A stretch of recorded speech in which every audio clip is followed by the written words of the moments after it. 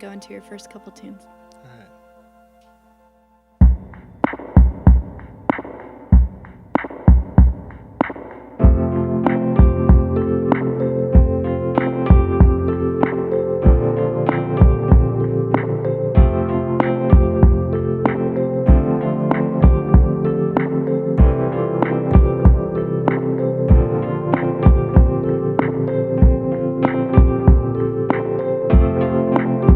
Indiana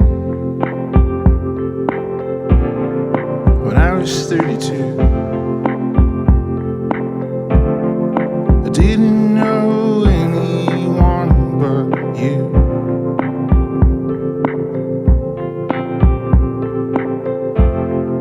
I got off of the bus with the one bag I could bring, plus the cash I got for the ring.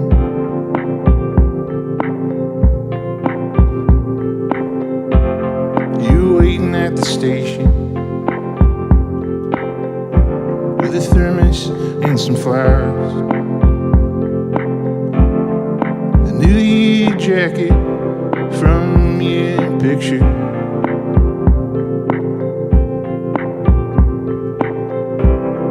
The streets are so empty, you'd think it was a rapture.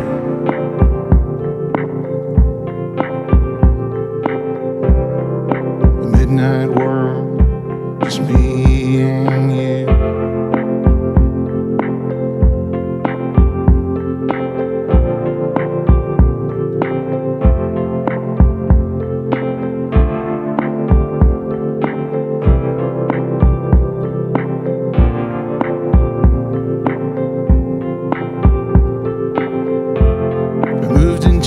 Apartment. It was comfortable for two. You let me paint the bedroom blue.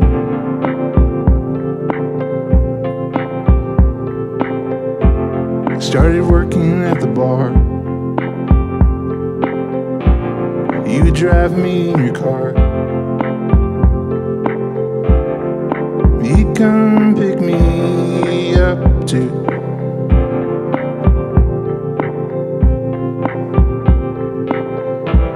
Headlights down deserted roads look like a lunar landscape.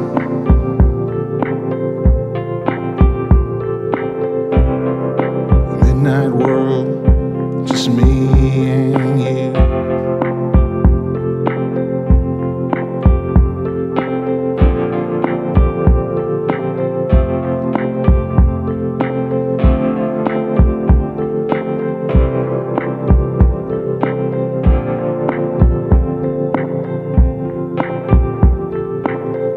Jesse gave me a divorce when I turned 34.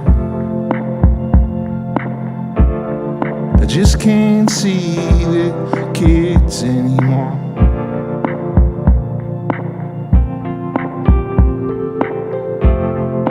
That night after closing, we opened up some good champagne. We slow danced across the floor.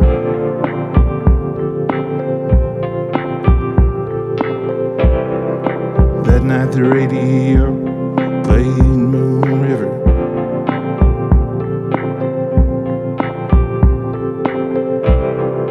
A midnight world, just me and you.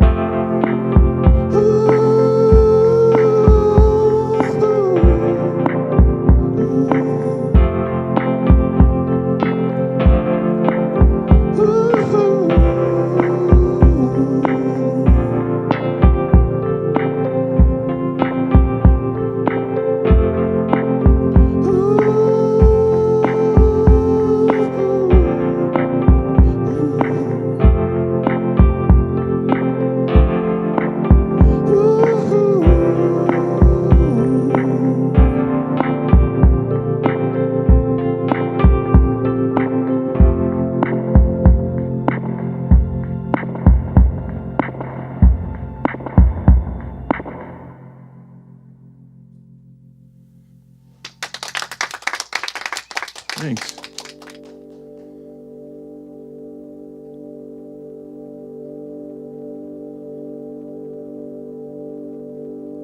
This song's called Summon Satan.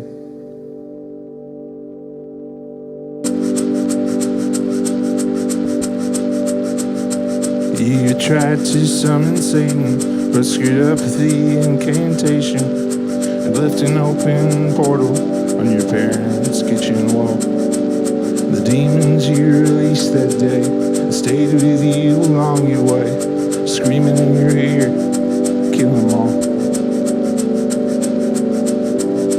You can worry about the future. You can worry about the past. You can worry about how long this curse is gonna last. You were walking through the park one night, angry looking for a fight, when you heard a busker playing an accordion. Stuck in twice and down he fell, sealed your passage straight to hell. You knew once you would kill again. You can worry about the future. You can worry about the past. You can worry about how long this loneliness will last.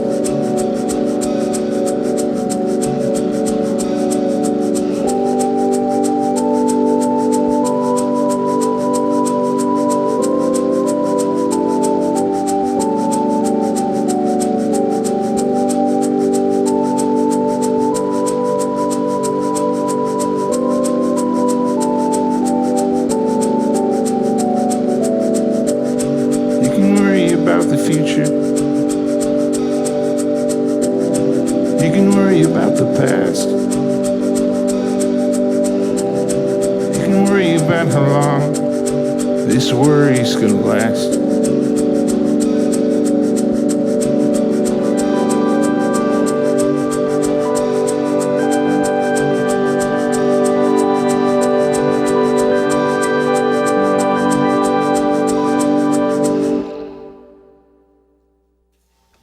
Thanks.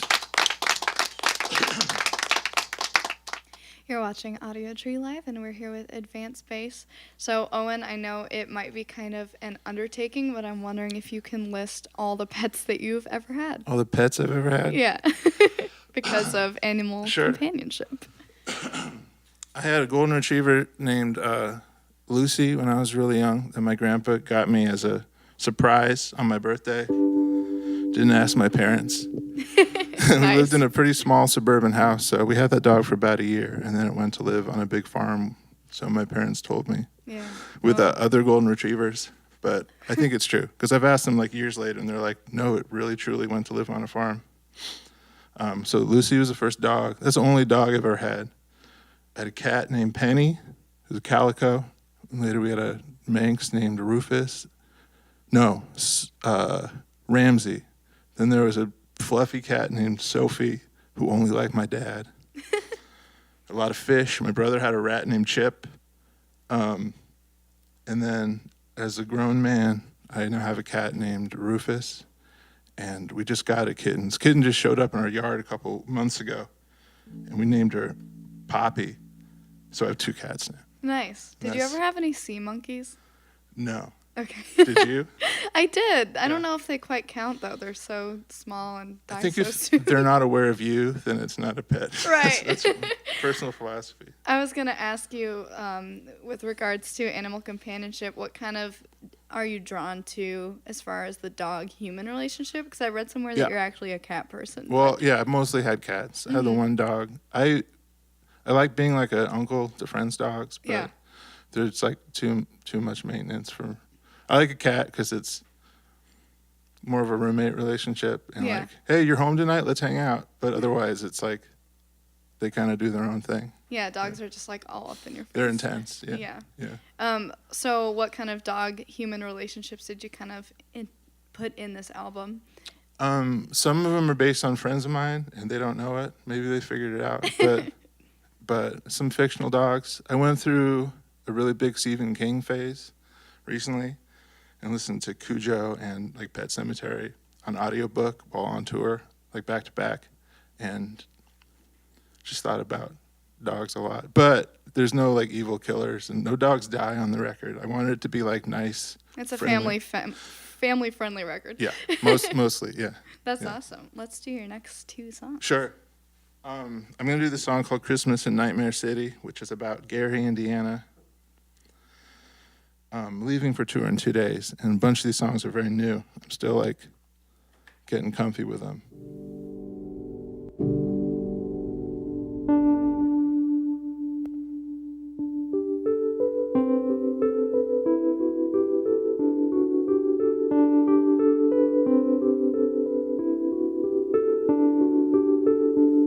Heaters blowing in the car over the sound of a college game. Don't know the team names, but it's nice to have a voice on.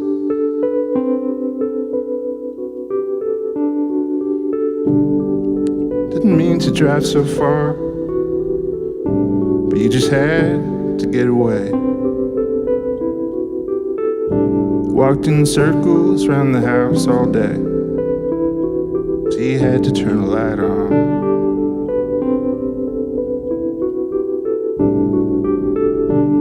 Stopped for half a tank of gas, put some Skittles in a Diet Sprite. Could have stared at the beers all night, but you noticed the clerk was watching.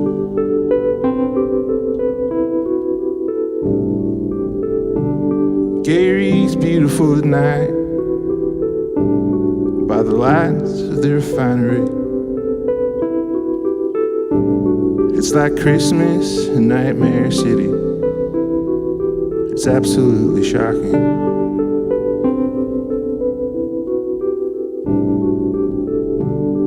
What do you call what you are now? 3 months dry and gaining weight. Wondering how long it's supposed to take before you feel stronger.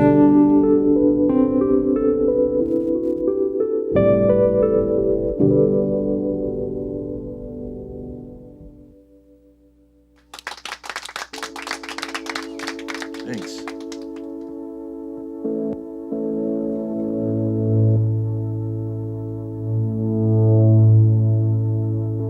The song's called Your Dog.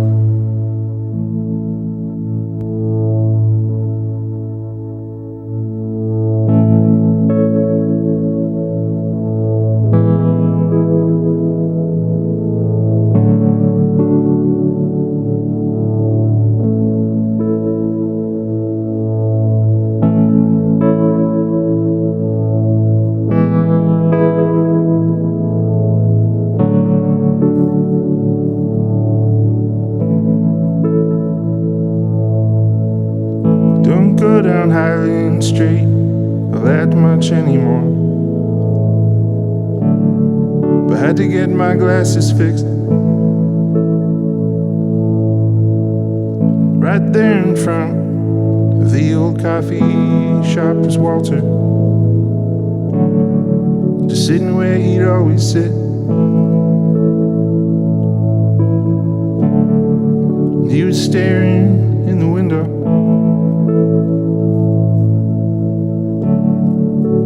maybe at you.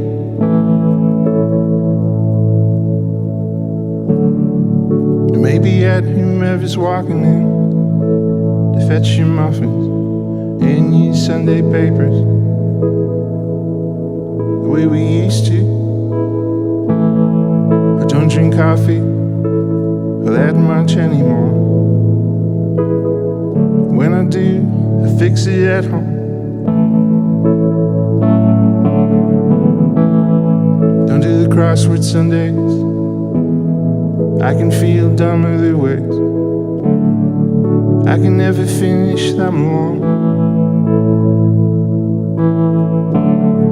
Sundays I ride down to the dog park, on the other side of town. Just to sit down in the shade and watch those puppies running around.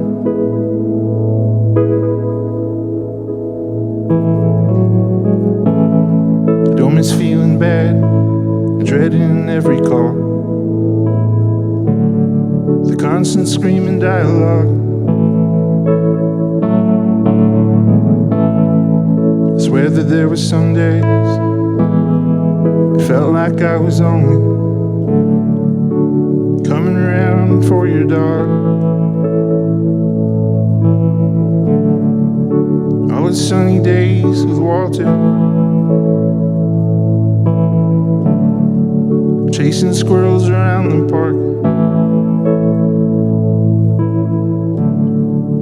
and the way he'd flip when he would see me coming, like the way he did this morning with that big old Walter bark. Bark, bark.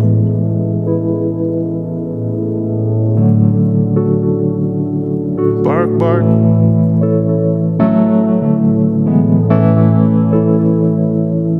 Bark, bark. Hey there, Walter. Bark, bark.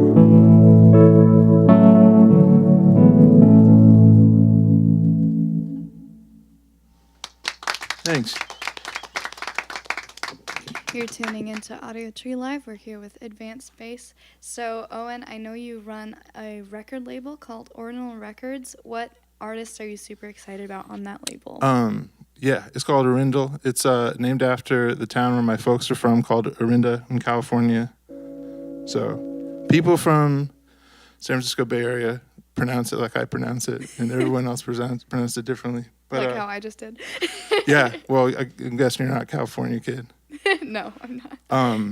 So yeah, I started the label to release my own music, but it's grown, and I'm about to put out the 37th release, and it's folks from all over the U.S. But Gia Margaret's from here in Chicago. Yeah, she's awesome. Yeah, she's great.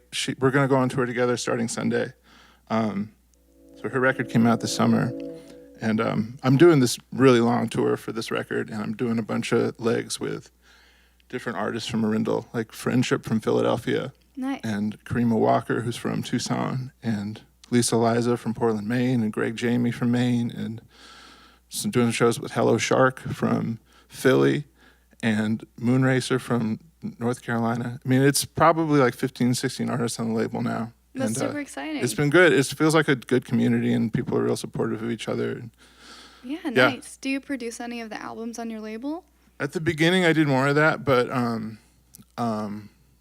most of the people on the label record themselves. Oh, that's really cool. Yeah, like there's this guy, Robert Stillman, who's from England and kind of makes spiritual jazz records, but he does everything on his own on 4-track, which is astonishing to me, and there's nothing I could do to help him. He's amazing. But yeah, most of the artists are like self-recording, kind of like DIY kind of people. Yeah, what about your recording process? I know you've worked with some people for this past record. Can you tell us a little bit about that? Yeah, the new record, Animal Companionship, I recorded in Los Angeles with my friend Jason Queever, who has a band called The Paper Cuts, and he's just professional recording engineer. That's his whole deal. But I've known him since college. But he's recorded like Beach House and Luna and Cass McCombs and a bunch of Bay Area bands, a band called Sugar Candy Mountain. That's awesome. But yeah, we've been friends forever. So to go out and record with him, it was super easy because I know him, he knows me, and it's just, we got right to work. It was great. That's awesome. Really excited for the tour coming up. That sounds Me too. amazing. I'm a little scared. Hope my old little Subaru holds up, but yeah, I can't wait. Yeah, super cool. All right, let's do your next two. Sure. This is another song from the new record. It's called Care.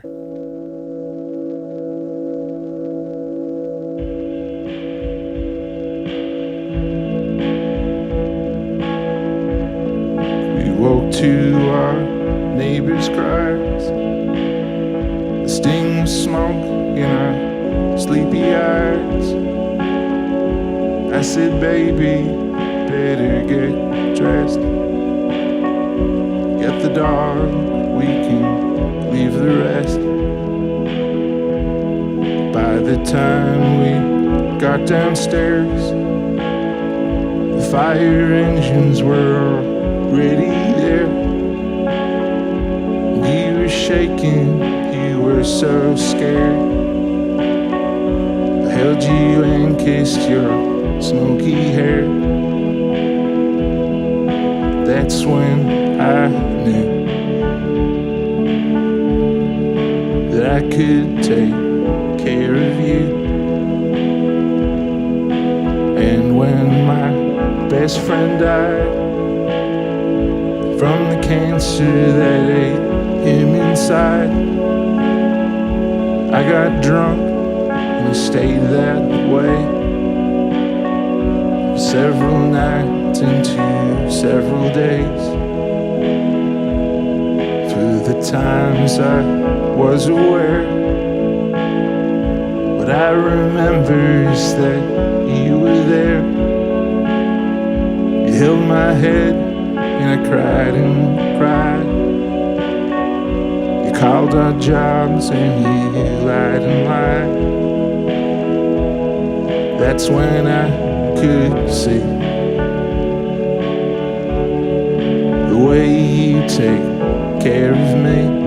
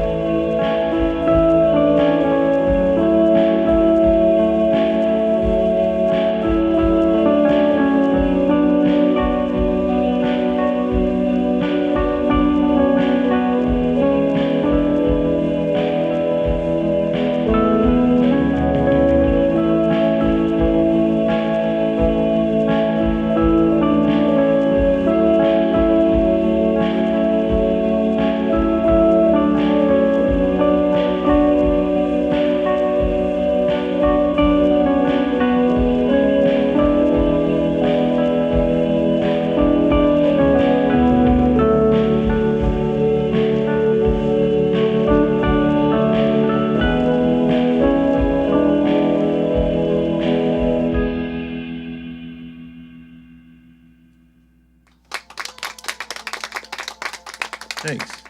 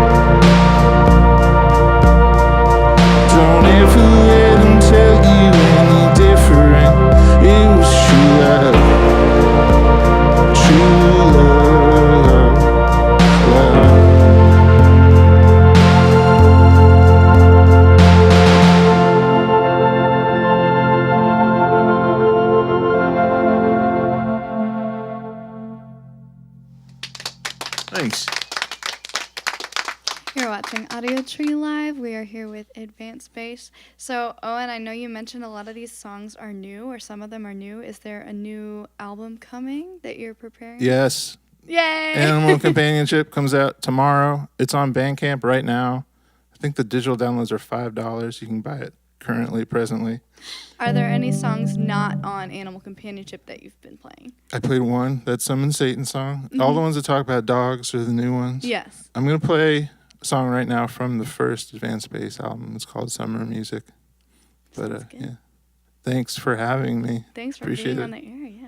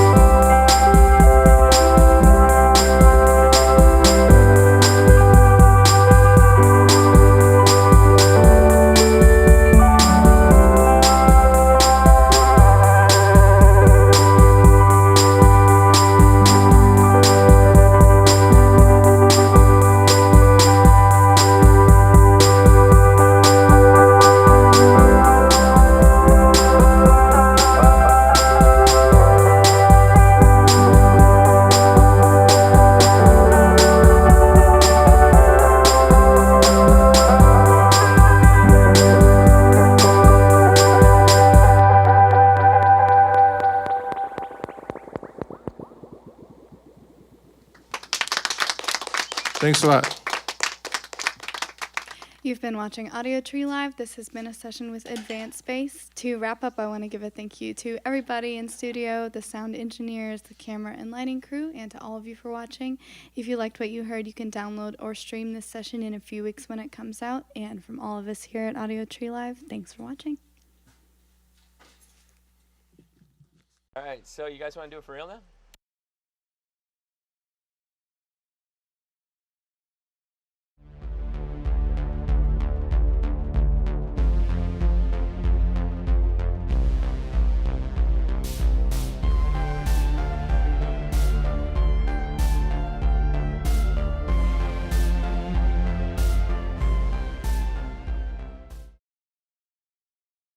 In the middle of it all,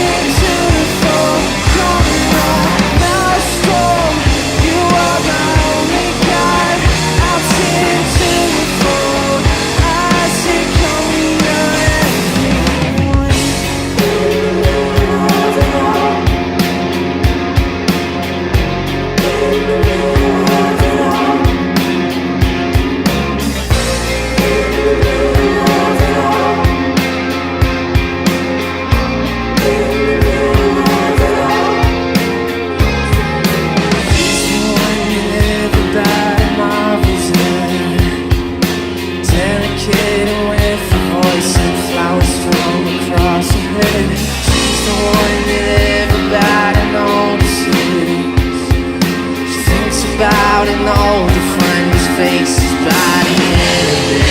Sorrow, the unrequited lust that follows everyone. I've seen it to the full, coming on milestone. My heart decided trust. I've seen it to the full. I see coming out everyone.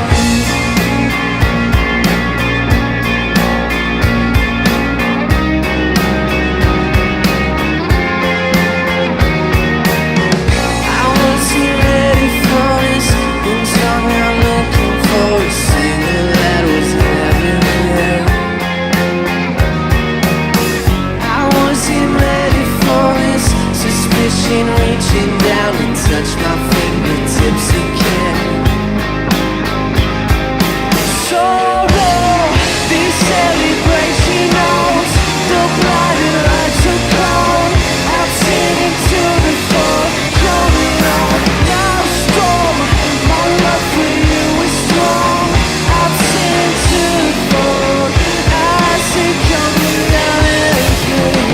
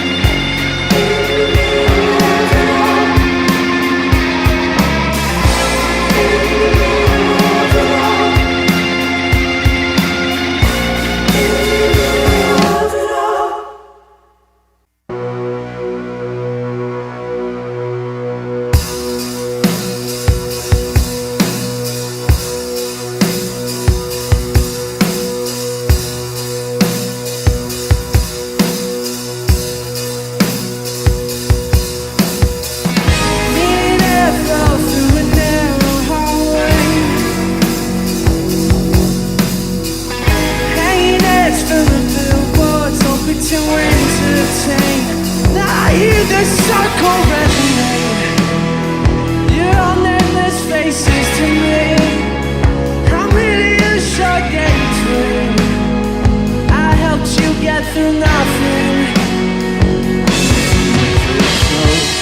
hands held never thought. Keep you proud of me, unknown. I'm your toe when things get shallow. I'm under your control.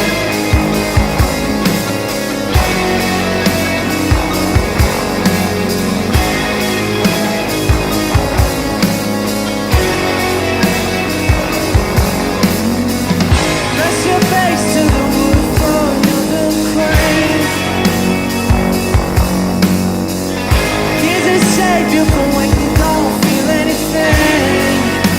I hear the circle resonate. It's belief in anything. I see you on every single street, looking for me to fix your pain. Innocency takes your memory. The misbelief in anything. I see you on every single street, looking for me to fix your pain. And if you look real close, hands held under phones. Keep you proud of me, unknown. I'm your soul, things get shallow.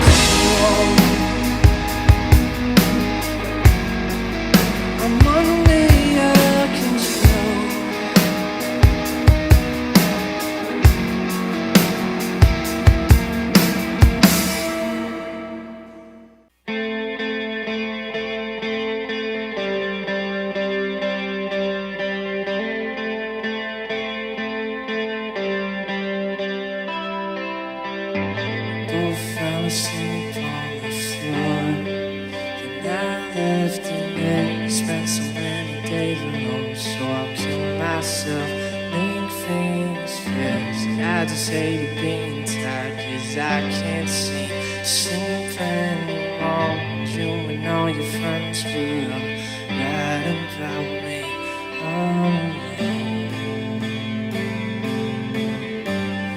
Do you sleep anymore? Do you sleep anymore?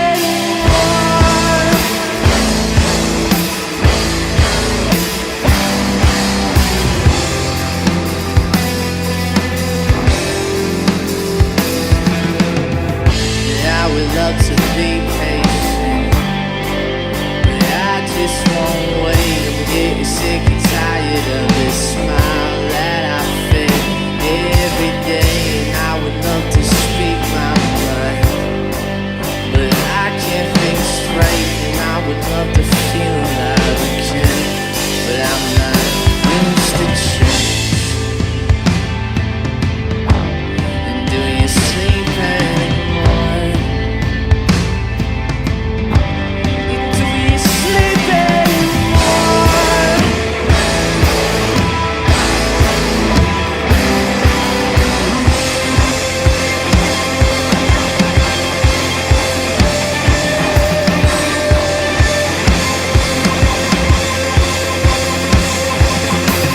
And if it makes you feel better, not me, not aware that all this time you sit around and think, and there's still nothing to say. And if you wanna feel better, I'll stay out of your way. And I would love to feel alive again, but I guess that can wait.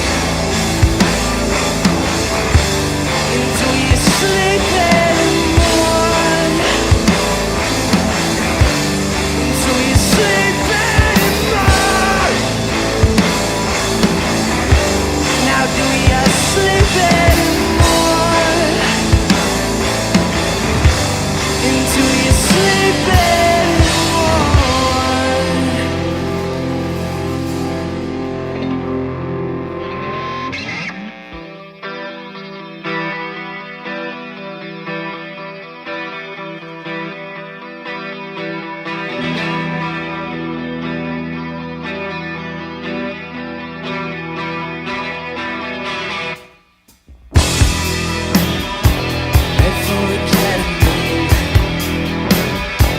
Throw yourself into your hole, right into the flesh that controls you,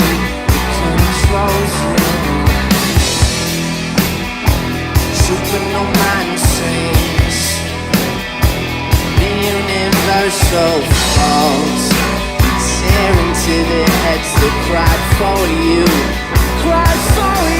too soon.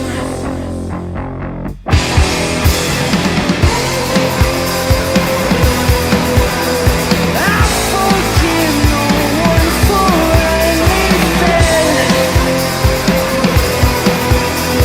I forgive no one for anything. Feel the concrete. I say they're not undertold. In every fabrication, there's always truth. There's always truth.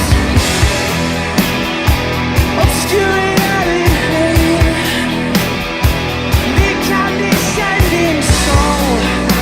Spit it to the mouse. This spoke for you. This spoke for you too soon. I forgive no one for anything. I forgive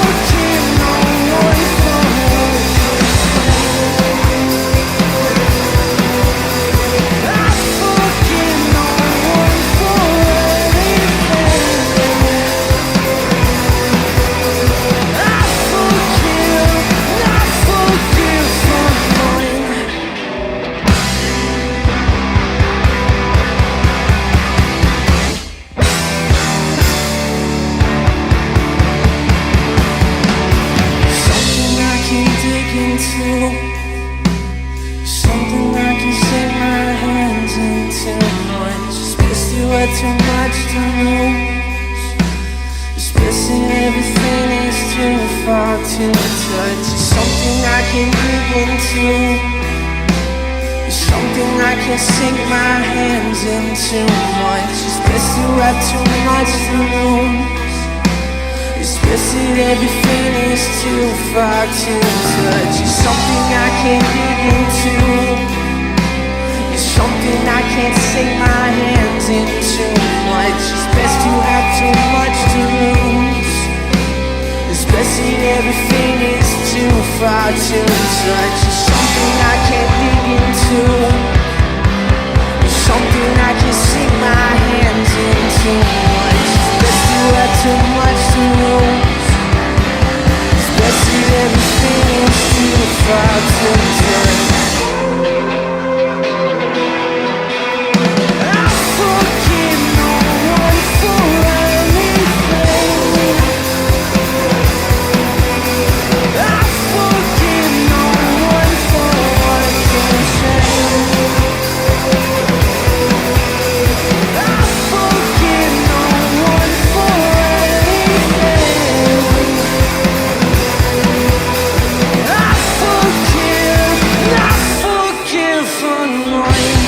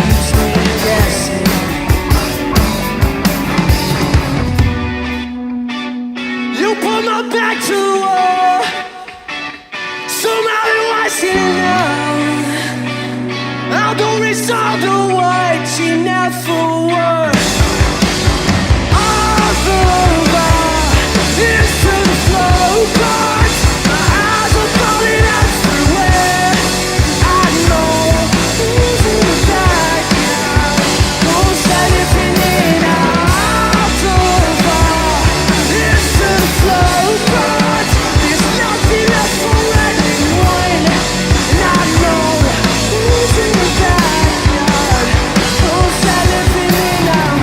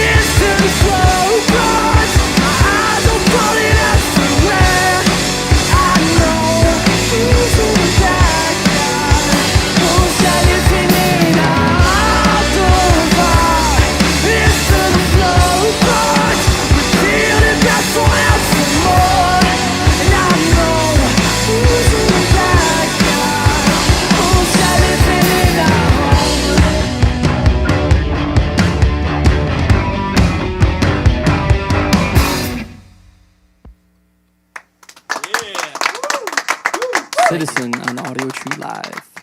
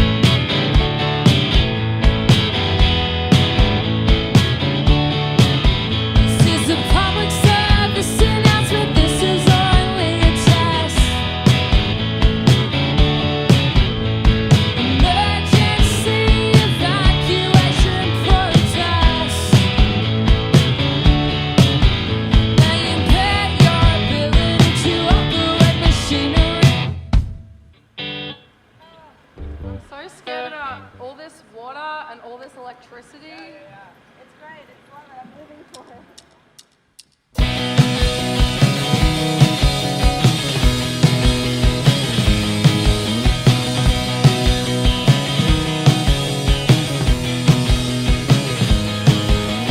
Left a key hidden by the back door, but I never shut it off. There was something sleazy about it that made me wanna rob the place and run. Now I've been ignoring the calls. I've been riding my bike with no handlebars through empty streets in the dark, and I think I'm getting pretty good.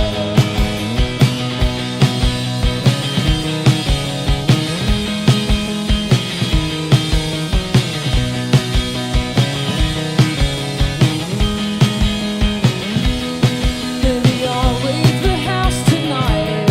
Maybe I'll even watch the bands, and maybe I'll cry. Maybe I'll tell everyone I cried while you sleep next to your wife for the rest of your life.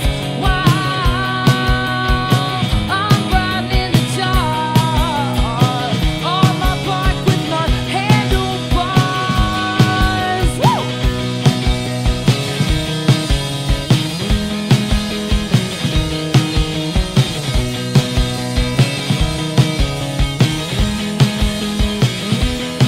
And I'm headed from a friend that talks to the primary school kids through that fence. Yeah, you should have seen his book collection. It was all how to socialize and how to make friends. Yeah, I guess we both got our problems and areas to improve. And another one of mine is to go a night without sympathizing with you.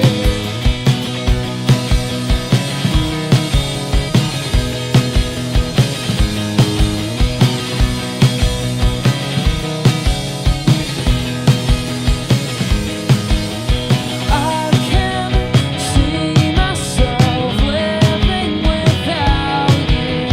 I can see myself living without you. I can see myself living without you. I can see myself living without you and being fine for the rest of my life. It's just me on my bike, and I'll wait till you say right by.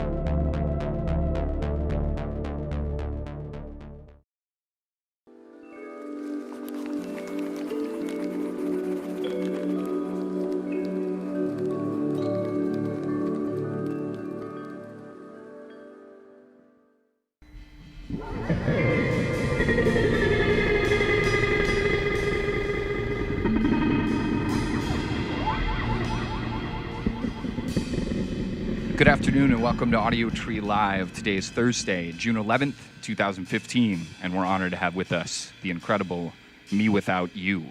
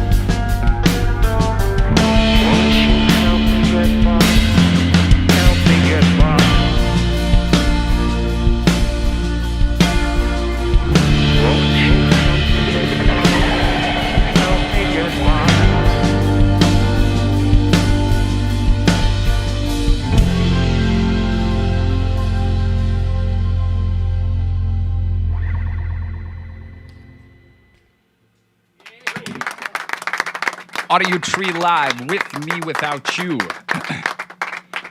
So I have a good buddy whose name is Jeff, and one night he came over like a couple years back, and we drank a bunch of rum, and I went on this rant about like how 10 Stories was the best record of the year. Like it's the best record of the year, man. Like trying to put all these reasons why it was. Went to bed, whatever. Stumbled out of bed the next morning and like running to Frisbee. I play Ultimate in the city, and the white shirt that I was wearing had some lyrics from Elephant in the Dock written on it, because apparently at some point in the night I didn't have a sheet of paper, and so I had to prove it to him by writing it down, and that's all I had worn. So everyone at Frisbee was like, what do you have around your neck? And then I had to explain it all to them. So I feel like I had to tell that story to you guys. Thank you very much for coming out and playing for us. I'm curious, you guys have been doing this for a long time. When you go out with younger bands, like you're touring with Foxing, Lithuania, Field Mouse, do you feel responsibility at all to, like, I don't know, sort of vet them, be like the dads on tour to give them advice kind of thing, or? I like to kind of find out where they're staying. If it's a hotel or something, wake them up. Usually I'll lay out the outfit that I feel like they should wear that day. Make them some cereal. Get them a bow tie. Yeah, for find the out if they nice want their day. cereal hot or cold. So yeah, in certain ways they're a little invasive. Write their names on a bag of lunch. Yeah. With it's got to be brown bag though, or it's not official. Make sure that they know how to open their milk themselves. Exactly. But I mean, are you giving them advice of any kind, or kind of just take it as it comes if they seek you out? Yeah, I would never just come up to somebody and be like, "You can see how old I am." Let me educate you. 21. Yeah. Forever. Yeah, if anything, I think most of the bands we tour with have their act together more than we do. Okay, yeah. So we have to ask That's them true. for some We learn guidance. about how to be a band. Yeah, so how do you play so tightly? You never seem to pull your plugs out or knock You never into seem each to other's- drop things on stage. When you guys were doing it, in the beginning, did you aggressively seek out advice from people you were on tour with at all? Anything that like stuck with you throughout? I was always afraid to. I remember we toured with Walking Concert with Walter from Gorilla Biscuits, who's in that band, and I just pretended like I didn't know who he was. Yeah.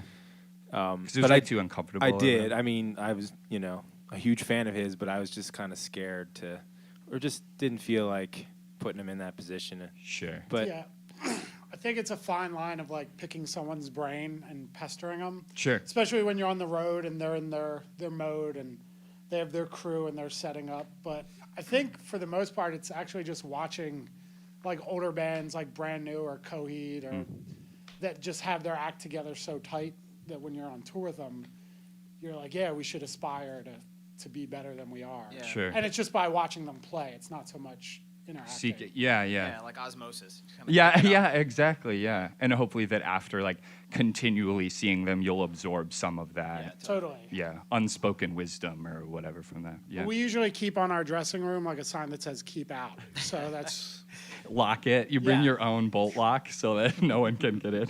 Thank you guys very much for playing. You can go into your next song when you're ready.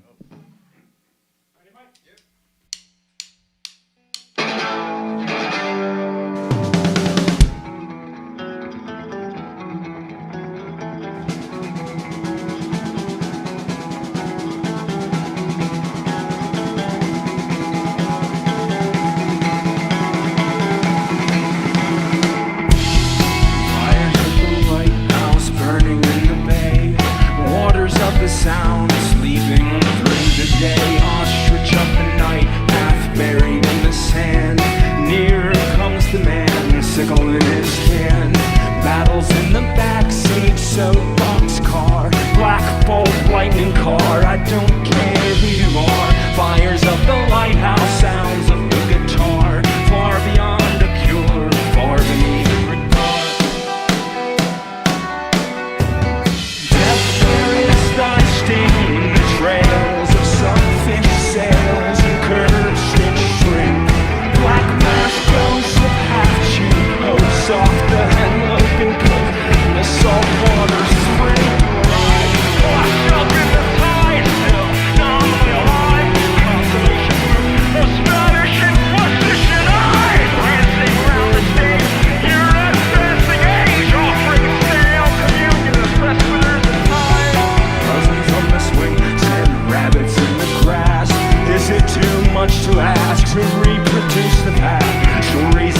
lifeboat wreck kept us warm, sheltered from the storm on the ocean floor. And in the morning we rest in Corinthian headdress on couches of ivory, and wake in the moonlight like badgers at midnight to friends made in factories somewhere. You'll know where to find us, our attention behind us, barefooted pilgrims at shrines of our youth. Our joy was electric, our circles concentric, converging on statues of permanent step. Where is thy sting? You ought to put more thought into what you bravely sing. Aft mast ships of straw short bricks, you'll soon see exactly where my victory is. The spring to its slumber, lighthouse is black like a virginal thunder. A break on the lock of your nowhere shore. Your blue hand remains will dissolve at my door like a teaspoon of salt and rain. I'll wrap up your absence in blankets of reverence, a mastodon shadow divided by zero. Comfort your family with words like eternity and friends made in factories somewhere.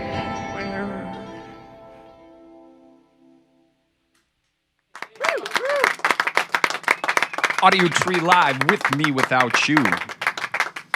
Would you guys talk to me a little bit about the artwork for the new record, as far as the merch and the album cover and stuff? I really like it. Who did it? It's a fellow named Vasily Kafanov. Okay. He's a Russian painter. He lives in New York, and he's actually provided all the artwork for every one of our LPs. Oh, sweet.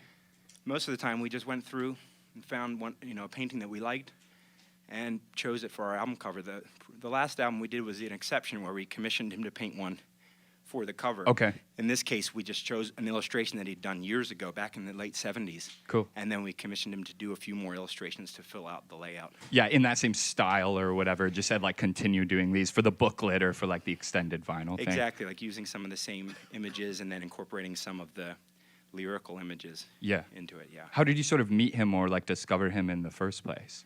We found out about him through the Smashing Pumpkins record, Machina. He provided all the paintings for that, and when I first saw it, I think it was my favorite, might still be my favorite album layout I've ever seen, and so we just contacted him through that, and then once we had him on board for the first album, we figured, where could we go from here? Yeah, might as So well we just stick tie him with it. into the next ones. Yeah. Yeah, that's sweet, and has like a, I don't know, through line or whatever, where all the album covers are not, they don't look the same, but there is something that synthesizes them, or I don't know, connects them in a way that I didn't know that. So yeah, that's awesome. Do you chat with him at all, or is it mostly just like do this thing? We've gotten closer with him over the years, and just that for this past album, my wife and I went up to his cabin in the Poconos in Pennsylvania. He has a log cabin and a studio where he does a lot of his work, and we went there and spent the night and talked about the direction we wanted him to go, and he made us some amazing food and just showed us a really nice time. So we've gotten closer to him over the years, and it's been really, really cool. Yeah, that's sweet. Art fans in general, or do you guys like to go to art museums or galleries or anything like that? Sometimes. Yeah. Yeah. I'm not like a frequent art dude, but Sure. I appreciate it. We have obviously in Philadelphia, we've got so many great, like our museum, the Barnes is pretty new there now, which is just amazing, and yeah, it's really great. Mikey just went to the Wharton Eschrick Museum there in Philly, which is like a woodworking museum, right? He was a woodworker. He died in the 70s, but his house was made into a museum. He would create just these beautiful pieces of furniture, and he would put in these unique-looking floorboards to like his kitchen. And cool. I love it. I do like the Philadelphia Museum of Art is really great too. Like Brandon mentioned that. The Mutter Museum, that's probably our most I haven't been there yet. That is, the Wyeth collections. I went for my birthday. Yeah. It's very local. Yeah. He Sorry, painted what a was lot of that called? scenery. I didn't. What did you say? Brandywine River Museum. Okay. Yeah, the Wyeth family. Really beautiful images. A lot of Pennsylvania too. Yeah. Like old, are they kind of images of like what it used to look like? Kind of, well, colonial stuff? Or? Like they painted mostly in the 20th century. So a lot of kind of contemporary, but like farmland, very sure. Old farmhouses and fields and barns and Yeah, it's really Yeah. beautiful. Cool, man. Awesome. All right. Why don't you guys roll into your next one? You're tuned up and whatever.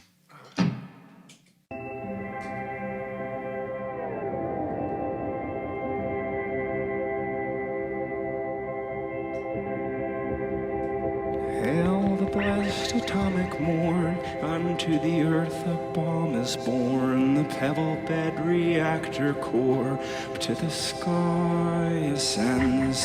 Hail the blessed atomic sea, its mouth in Oak Ridge, Tennessee, whose lips, untouched with blasphemy, our glowing eyes attend.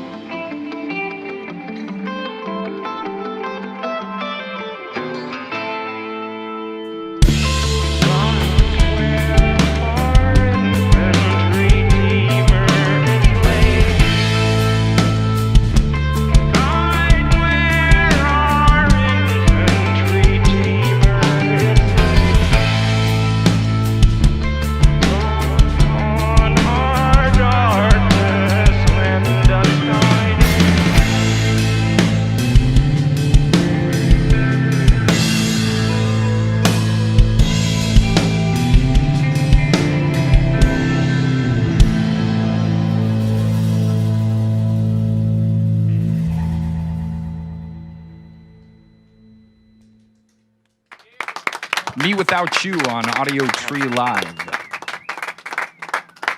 Aaron, I read that at some point you were going back to school. Have you finished that yet for a PhD? Not yet. No. Okay. Still at it. I was trying to write while on our drive here, actually, but then I dropped my computer and it broke. So now it's so if anyone's listening, I could use a new computer. If you got an old one laying around, I'll pay for it. I'm not looking for a handout. But he needs it to be sent, basically, to wherever the next location is. Yeah. What are you working on? I'm writing about. I was doing some research at an Islamic private school in the Northeast. Yeah. Not supposed to say where. Yeah. Okay. That's fine. For anonymity's sake. Yeah. But, of course.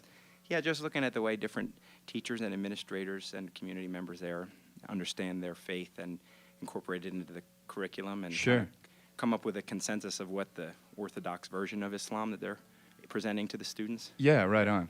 So then that's like, is that a thesis paper or whatever? Yeah, a dissertation. Okay, dissertation, yeah, that's what I was looking for. And then you teach as well at Temple? Yeah. How long have you been doing that? I did for 4 years. Let's see, I'll shut this delay off. Sorry about that. Yeah, sure, no worries.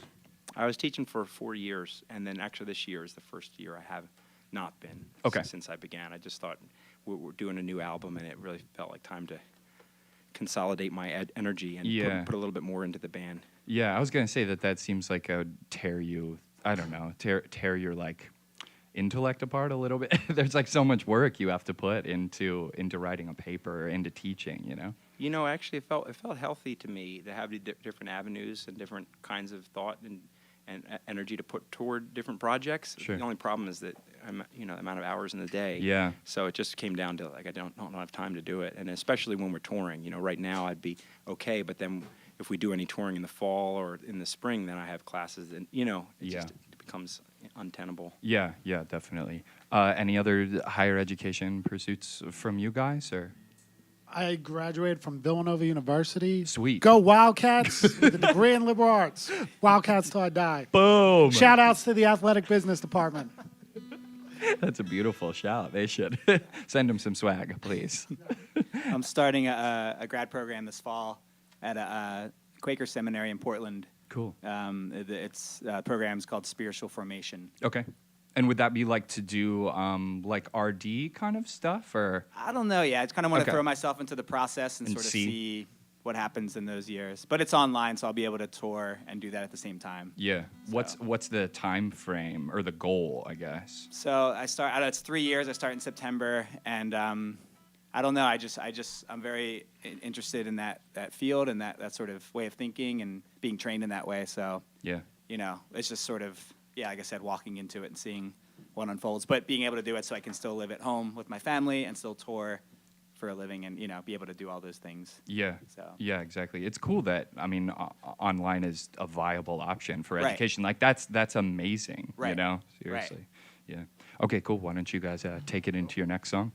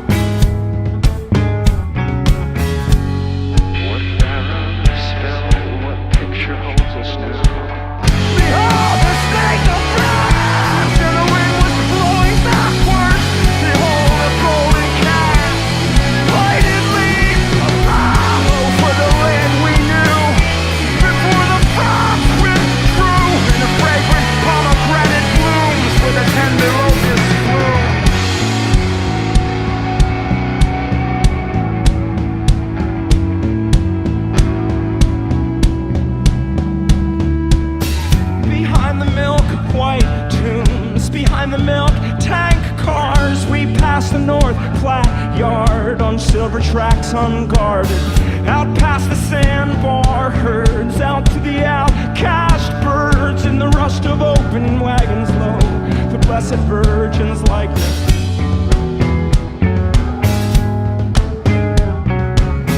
We watch the green phase fall from the Nebraska sky. How much were even passive things responsive to our watchful eye? Let there be no doubt, so many figs and pictures hold us in the wells of livestock man. We shout and guard, it says, I am mixed with oxygen as per the laws of chemistry and jazz. The shape was roughly human, it was only roughly human. Apparition I, not apparition of lies, apparition I.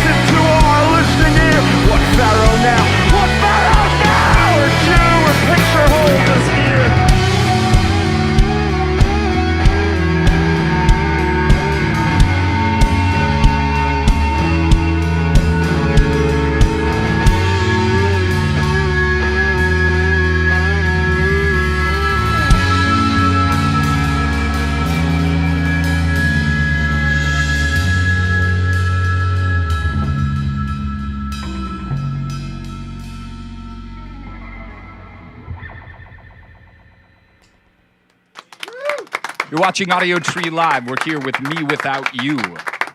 All right, you guys can roll into the last one, or you can, I guess. And I will say that they're playing at the Abbey Pub tonight at 8 p.m. with Foxing. It's their first, or the beginning of that tour that is Foxing and Lithuania, and then they pick up Field Mouse in, I don't know, a month or so. New record, Pale Horses, is streaming, and you can get it digitally now. Its official release in stores is on Tuesday, so check that out.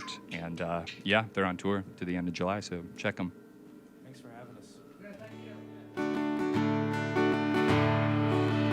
Let's retire to our knees with our books as our gracious and kindly machines of concern. Take our places, grow motorized trees, build robotic faces who smile on command, who can mind their own business, will hold human hands and rest human feet. What there shall we yield in our own poor devotions that pearl from the field cast back home to the ocean? Would you cast out my fears, or at least fix some tea in our cabbage white kingdoms of kings of no history? You can pack up your things, I'd still wear your ring. And in the chapel cross towns of the battle-scarred mornings, fake leaves, rustling sounds, late rattlesnake warnings from our homes underground. You can still hear them moaning, don't cheat on your taxes. But as for your spouse's dark secrets, come out with comma or without. When tired young knees of your father walked out to Lord, I disbelieve, but increase thou my doubt. He sat down in the leavelessness 1,000 more times. I went back on my word, but I won't go back this time, neither bondsman nor free, but a newspaper salesman who moves about words, e.g. death do us part if our prayers are unheard. Well, our prayers are unheard.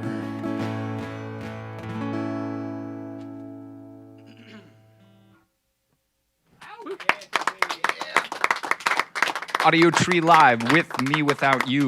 Catch them out on tour, and please purchase their record.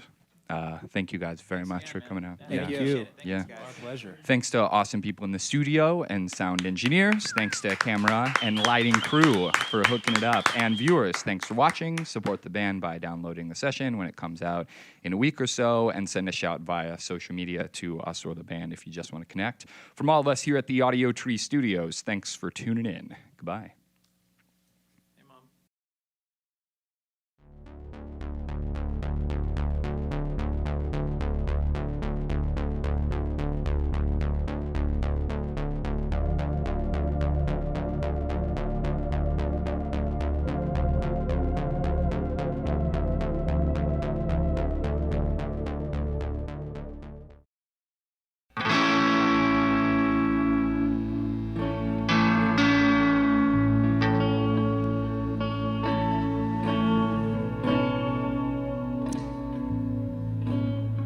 Hello, and welcome to Audiotree Live. Today is Monday, June 25th, 2018, and we are very, very excited to have Pedal with us in the studio. Take it away whenever you're ready. All right.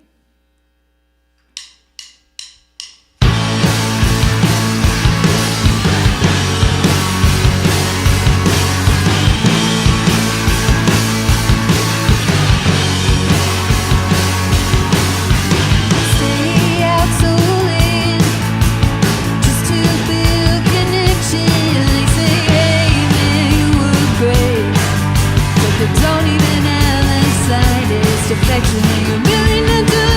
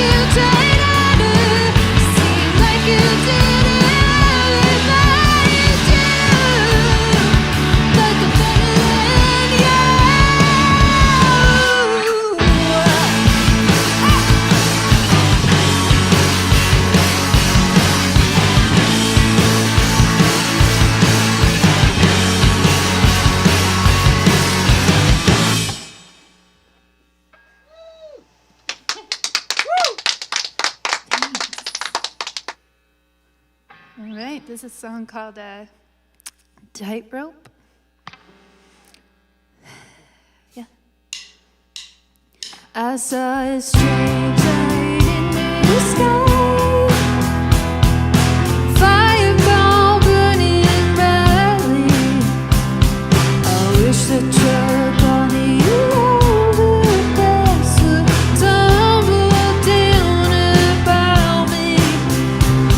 The truth is just a piece of coal, dressed as gold.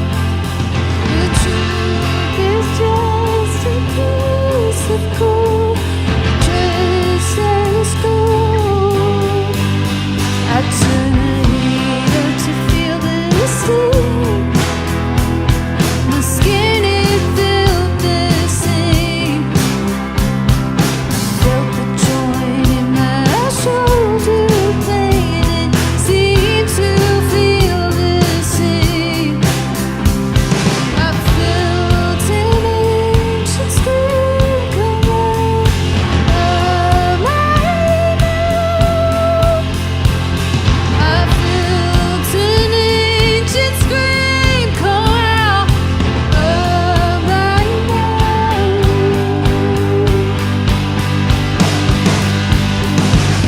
What's the margin for error? I give myself a riddle. Tightrope walker, miracle bringer, seeking a riddle. Who's to say I don't care? I'm only drenched in holy water that you stole from your father, 'cause you couldn't help yourself.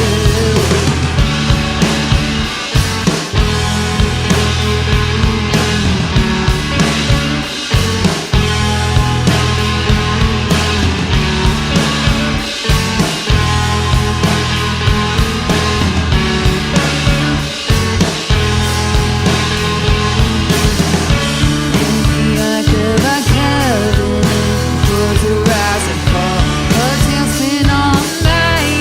Yeah, we never saw coming. The scar on my lip I got when I was a kid. Transfer to you. Transfer to you. Transfer to you.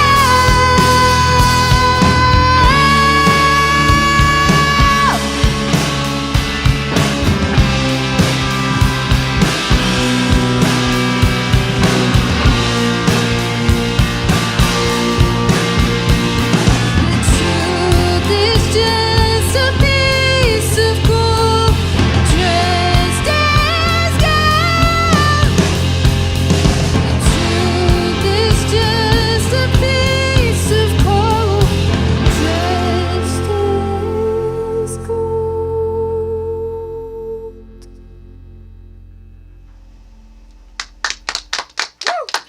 You're watching Audiotree Live with Pedal. That song is so fucking good.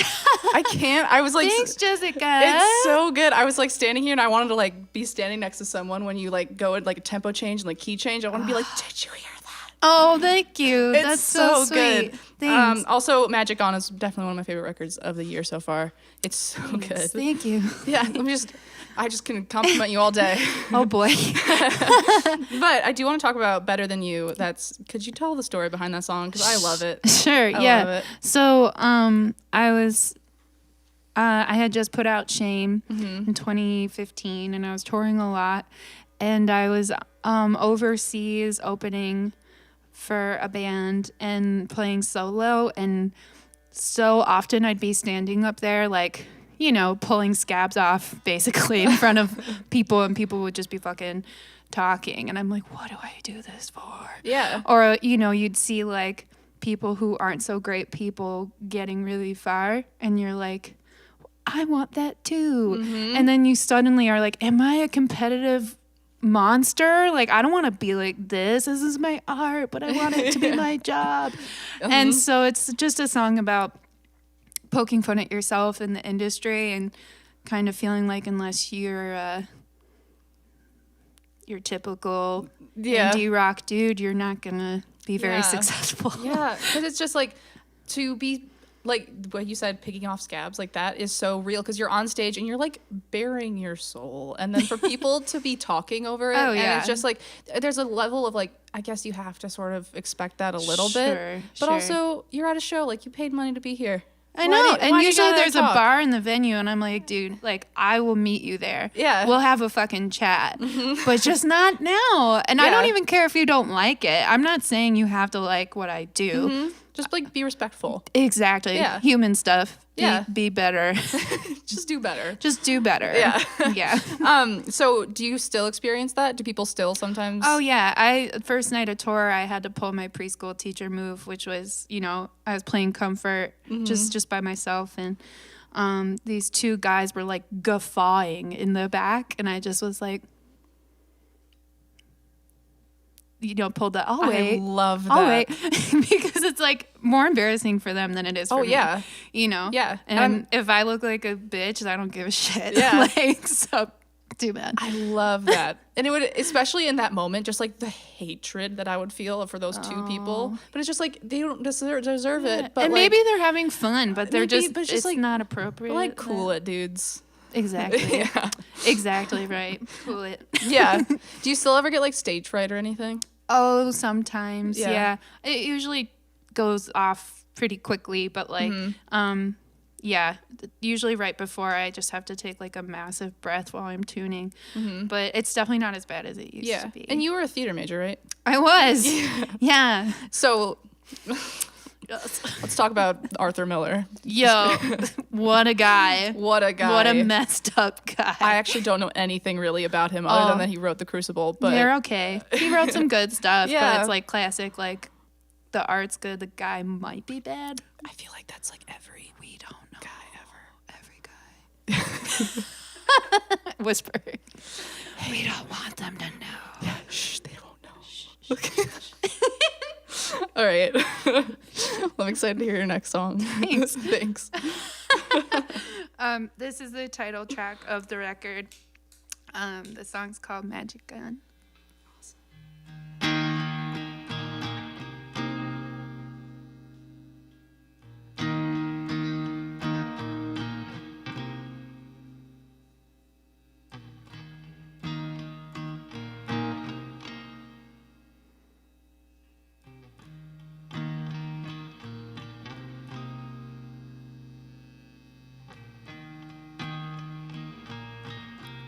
And I swear to God, if you touch me one more time, you know I was spot between my hairline and my spine.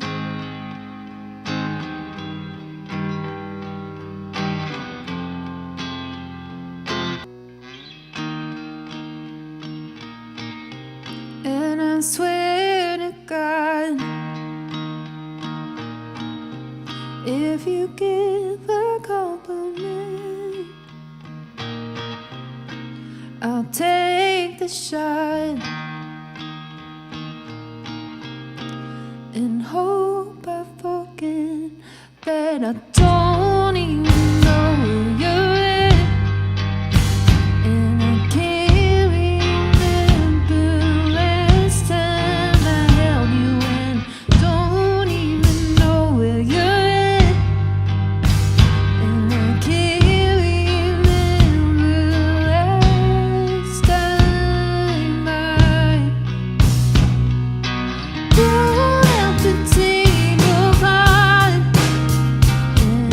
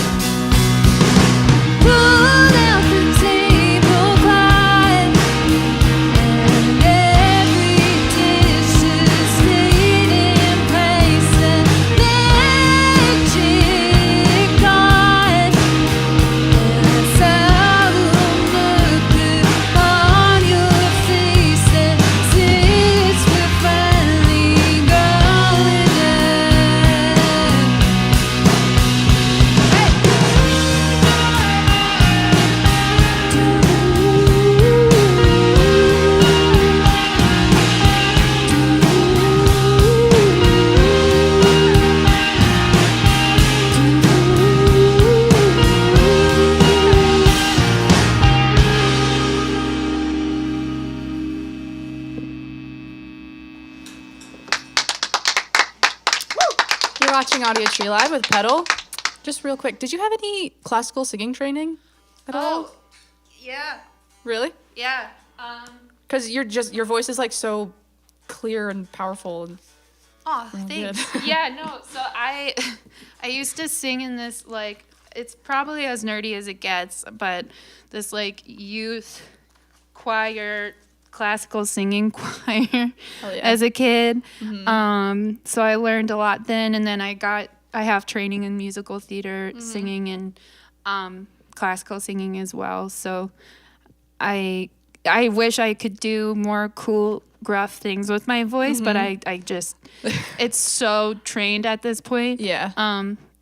So you have a great voice. Oh, thanks. Yeah. Thanks. Yeah, I don't know. I used to be a little self-conscious about like the tone of my voice for this kind of music. But now I've like accepted it. I'm like, I'm not gonna have like a super cool, like hot like, raspy voice. Like those voices sound great, you know. I Like feel like they also are like probably from smoking cigarettes too. yeah, Not I really? don't know. I mean, Maybe it's just like a combination of things. I think it's a lot of things. Like Leticia or Francis, their voices are just like ay caramba, so good. But that's like a natural quality of their voice, right? So I think like in the same way that you like admire someone's voice for its that, I had to like try and say, well, maybe mine being different's okay, and like that's all right. Like, you know, so you know. Well, this question is for everybody. Oh yeah. Speaking of childhoods, did you guys have we'll go around the room. Yeah. Childhood hobbies or interests that you were like super into, like elementary school age? Caitlin, what about you? I was a real nerd and loved reading. Oh, and nerd. Yeah. But like I loved like A Wrinkle in Time in second grade was my favorite book, and then I liked the fantasy things. I would do things like leave crystals on my window seal because I was like, the internet had just come around, and I was like, I did research. Like, this is what do you do that now? Like. Well, maybe people still do crystals, just maybe different. Yeah. I do it lower key. I'm like a low key hippie. Nice. Like, yeah. Like, oh yeah, I wash my hair with apple cider vinegar. Yeah. This mask is oats or something. Yeah. And that. Oh, yep. Yeah. Oh yeah. And Kylie, did you have any? I was into all kinds of stuff. I was like an insatiably sort of happy child. That's lovely. I was really annoying. But I had a really big phase where all I listened to was Queen when I was in 4th grade. Like obsessed with Queen and lifting weights. So I would like lift weights in my room. And you were like 10? And listening to Queen. Yeah. Wow, I love that. It was a lot. Something. It said That's something. so specific. Yeah, just like little me in a tank top, just like, don't stop me, don't stop me. Just like lifting weights and like trying to get buff for some reason. I don't know, maybe you like... I don't know. I was probably in the best shape of my life when I was 10. That's my guess. Oh my God, I really love that. Thanks. Kathy. I was also a big reader, and I was an only child, and my family kind of lived in the woods, so I loved reading fantasy books. So I would just build forts in the woods and read fantasy books and literally taped my ears into points and pretended to be an elf. Oh my God. And that's how I spent most of my time. I love that. What was your favorite fantasy book? Oh God, that's very embarrassing because I'll talk to like fantasy people and they'll be like, yeah, I love fantasy books too. And I'll be like, yeah, but did you read these books? And they'll be like, no. They're like, I meant like Harry Potter. Yeah. I was really into these books, like the Dragonlance series. That's what I was really like. Basically, when you go to the used bookstore and you go to the fantasy book section and all the really bad fantasy books, those are the ones I read. If there's a dragon on the cover, I'ma read it. Okay. But yeah, so it's like not like legit fantasy literature at all. Yeah. Okay. All right. I've never really delved into fantasy except for like Harry Potter, and that doesn't like necessarily count. Well, I mean, I guess I'm lying a little bit because I do love Game of Thrones. Okay. Those are very, very, very good. But yeah. Gotcha. Zach. Well, I mean, when I was a kid, I was just trying to think if there was like anything I was huge into, but I think that was all like I was just doing like kid shit, and Yeah. every day it was different because like I couldn't really focus on anything. Mhm. So definitely like hung out a bunch with my younger sisters and we'd do stuff at Yeah. home. But like I didn't have any like super fad Yeah. things that I was into till probably a little bit later. Gotcha. But Okay. they're generally great. Yeah, well, that's good. Can't complain, really. Just so chill as a kid too. Yeah. Zach constantly down for anything since day one. I'm down. Awesome. Well, as I told you before, mine was really shipwrecks. I loved them. That's unique. Titanic, the movie, the event. It's all good in my book. Anyway, thank you. I'm excited to hear the next two songs. Thanks for having You guys us. rock. Thank you. Thanks. This song is called Shine.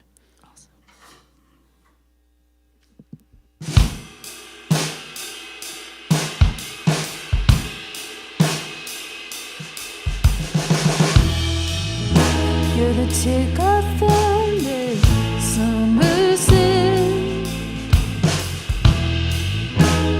crawling around the back of my neck.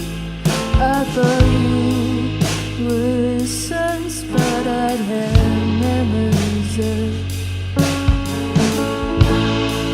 but you embedded yourself when you were sucking my blood. I wish I was the kind of girl who sat in cafes midday, smiling without tears show.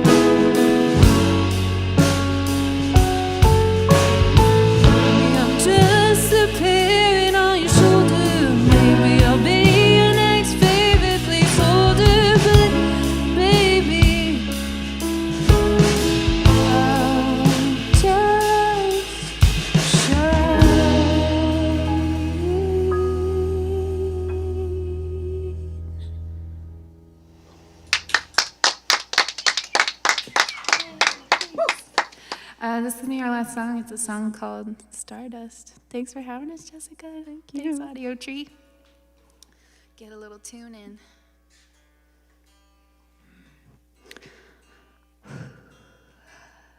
Hell yeah.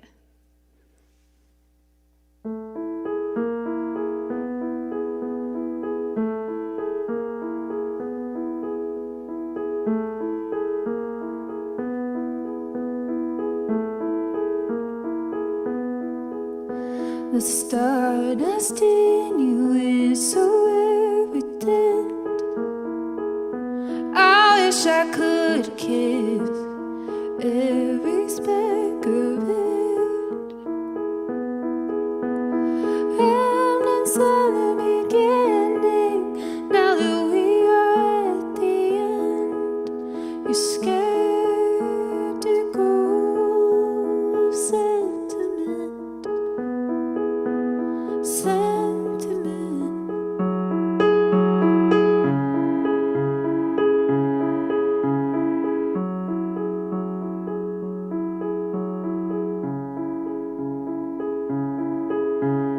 Now we made our way through each other.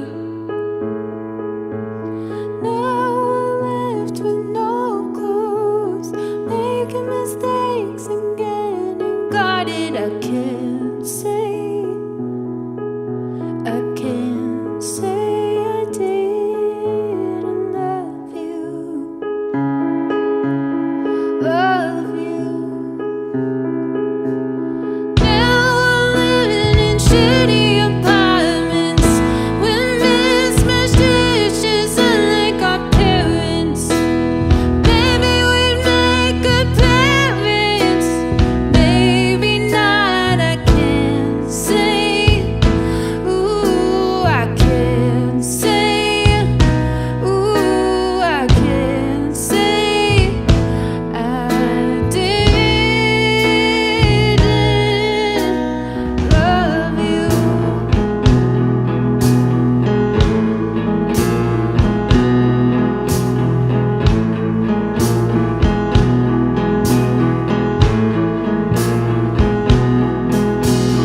Now we made our way through each other. Now we're left with no clothes, making mistakes and getting guarded. I can't say I didn't love you. Love you. Now we're living in shitty apartments with mismatched dishes unlike our parents. Maybe we'd make good parents, maybe not. I can't say. Ooh, I can't say. Ooh, I can't say. Ooh, I can't say. Ooh, I can't say. Ooh, I can't say. Ooh, I can't say I didn't love you.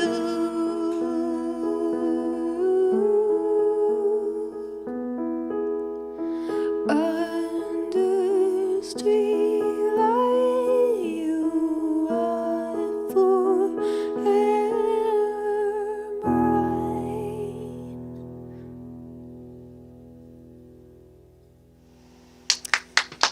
Thank you, Audiotree. Thank you.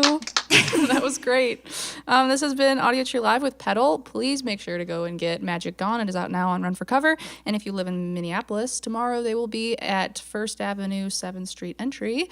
Thank you to the band for being here. It was great. Thank you to the camera and lighting crew. Thank you to Ellie and Rick in the studio. And thank you for watching. See you next time. Thanks. All right, so you guys want to do it for real now?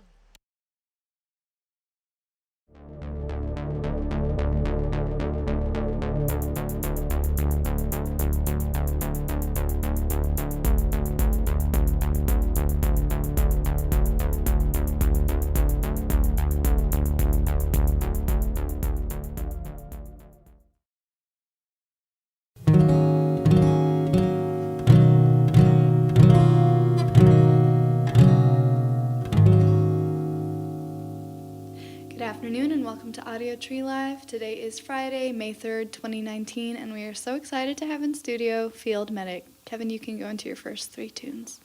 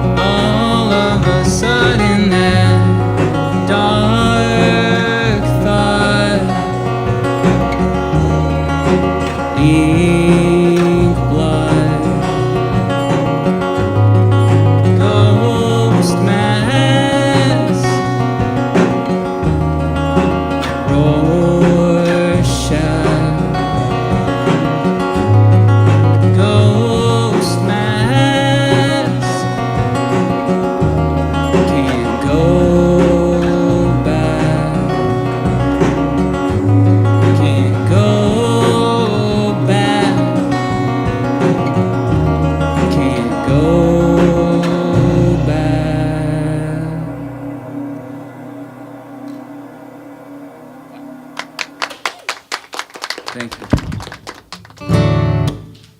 I just gotta tune this one down real quick. Hey out there to our studio audience. Our studio audience and our live chat room. Yeah. And any viewers of Audiotree Live, we're here with Field Medic, tuning the beautiful Polaroid guitar, which I just learned belongs to Derek. Yeah, the Polaroid is Derek's signature steez. I love it. Where's the photo from? I'm not sure. He's been into astral projecting lately, so maybe it's somewhere on the astral plane. Alright. We're tuned here. Here we go. This one's called The Bottle's My Lover. She's just my friend.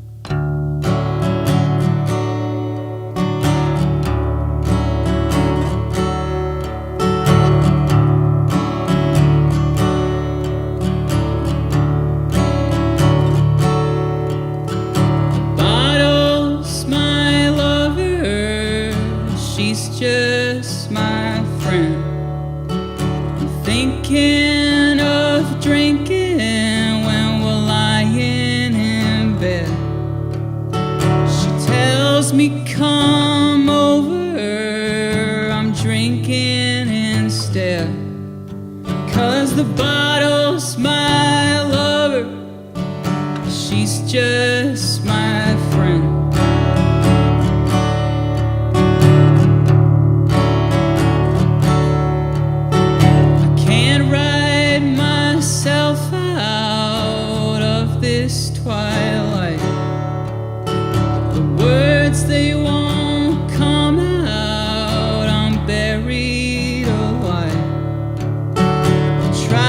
to recover, impossible to mend. So the bottle's my doctor and my prescription.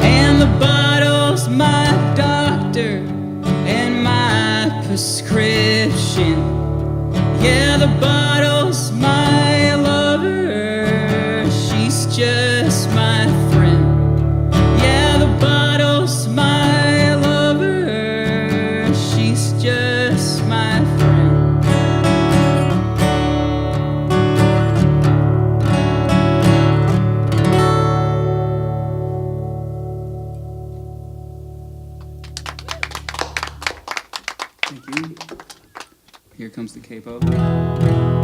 This song's called Pegasus Thoughts.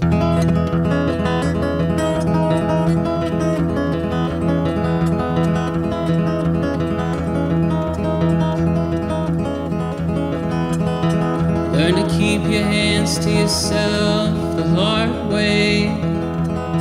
Now you're old enough to follow your own whims.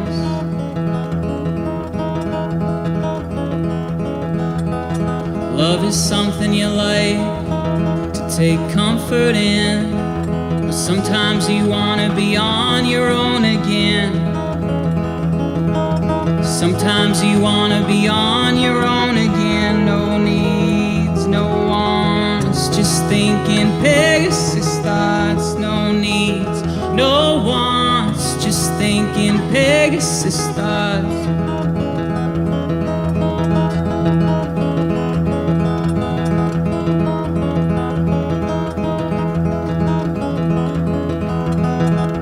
Sexual favors in the mornings make us late for our appointments.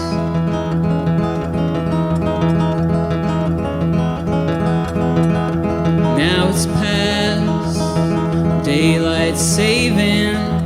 Oh my God, it's spring and love is dead.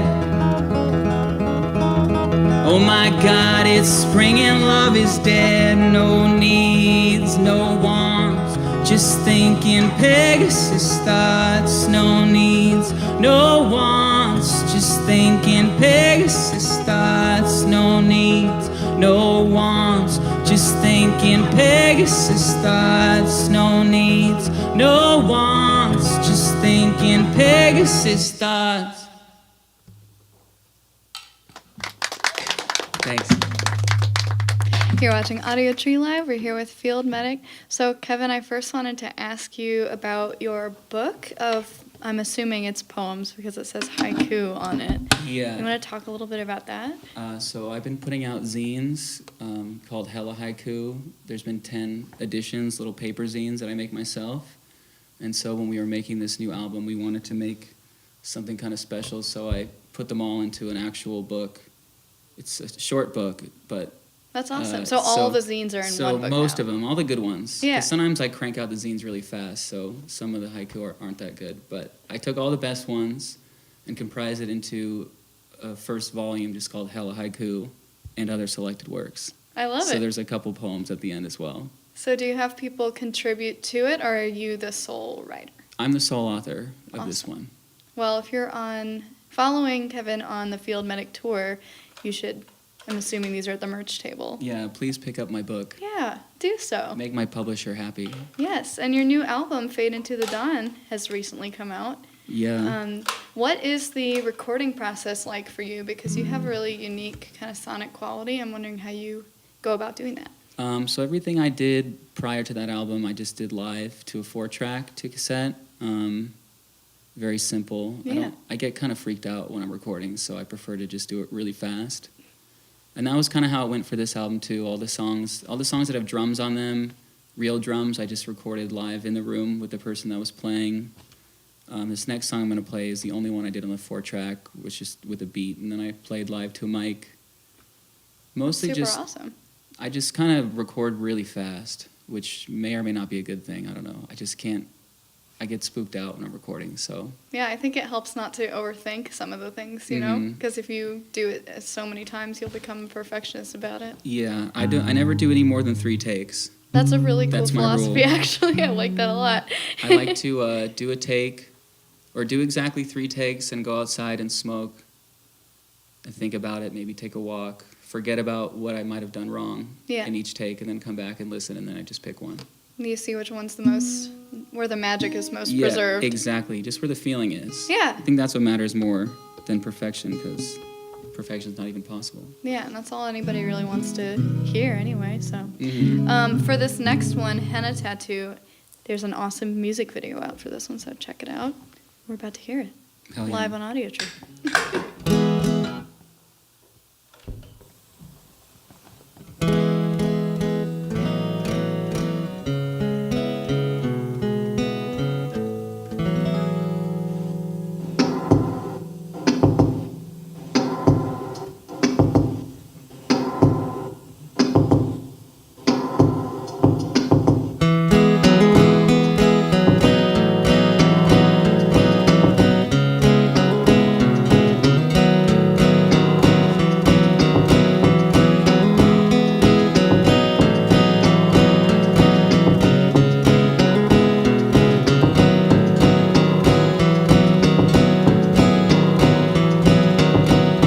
I was struck by a mighty gust of wind, seeing you, seeing him.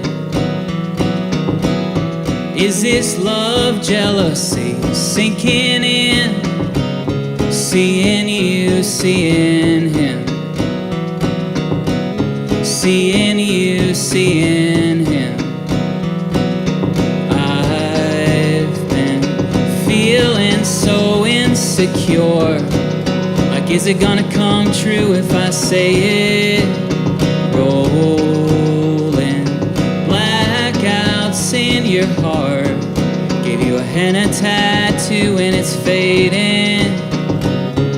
Gave you a henna tattoo and it's fading.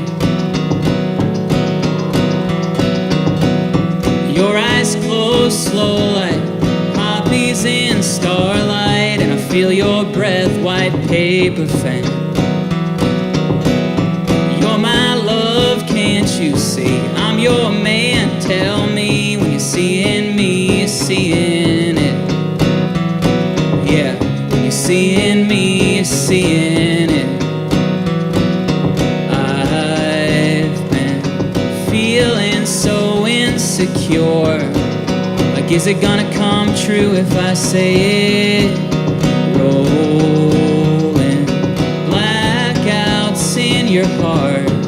Gave you a henna tattoo and it's fading. Gave you a henna tattoo and it's fading. And my henna tattoo and it's fading.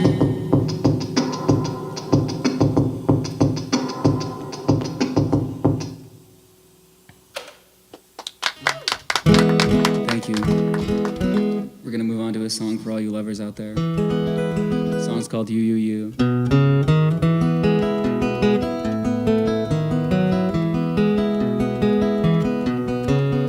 All I ever needed was your matchstick, mama. Take my wrongs and make them right. To take my darkness and make it bright. Give your old boy a cigarette a light. I want you, you, you to hold through the night. I want you, you, you to see through my heart's disguise. I want you. All I ever needed was your Siamese kiss to cleanse me of this spookiness, to clear the fog, see through the mist, to give my sorrow a plot twist. I want you, you, you to stand with me through the fright. I want you, you, you to swing with me through the noontime sky. I want you. Loving you sure makes me afraid of losing.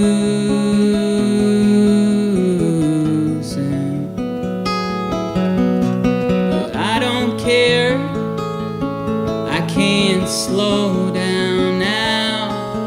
Once we kissed, I lost my choice to be choosing, and no one else to do.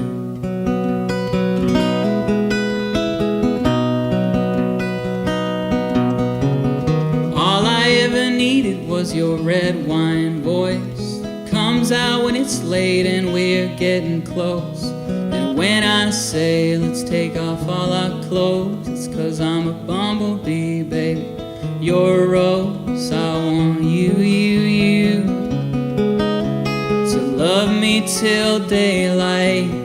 I want you, you, you to wake up bundled up beside. I want you. Loving you sure makes me afraid of losing.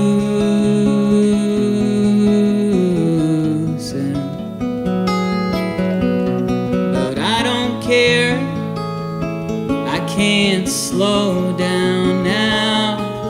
Once we kissed, I lost my choice to be choosing, and no one else to do. No one else but baby you, baby you. No one else but baby you, baby you. No one else to do but baby you.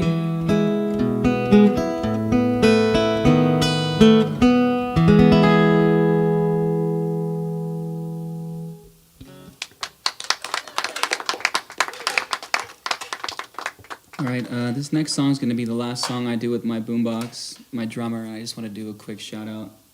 I actually just got this boombox 2 days ago at Sabres. So this is his first time appearing live on camera. And I think he looks pretty handsome, if you ask me. He does. All right, the song's called Used to Be a Romantic.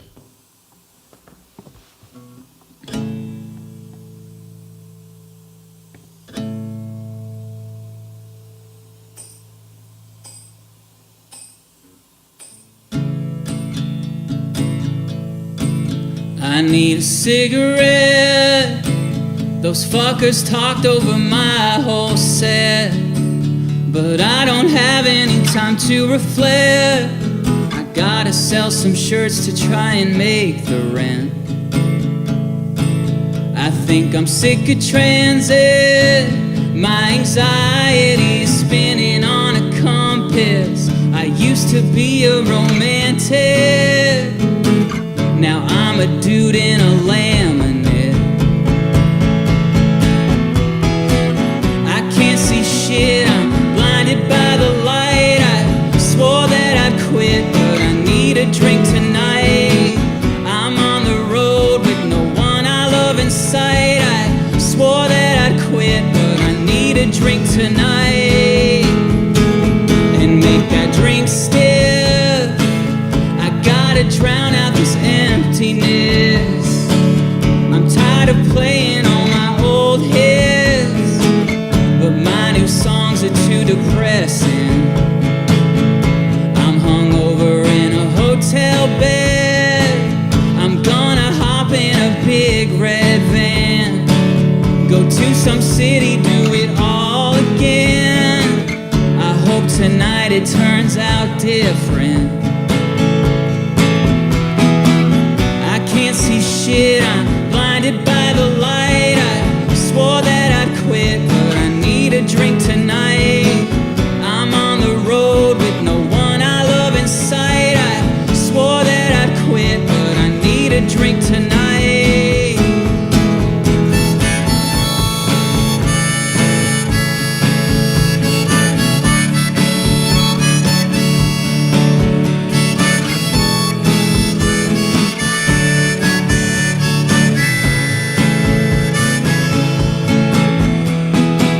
I can't see shit, I'm blinded by the light. I swore that I'd quit, but I need a drink tonight. I'm on the road with no one I love in sight. I swore that I'd quit, but I need a drink tonight. I need a cigarette. Those fuckers talked over my whole set.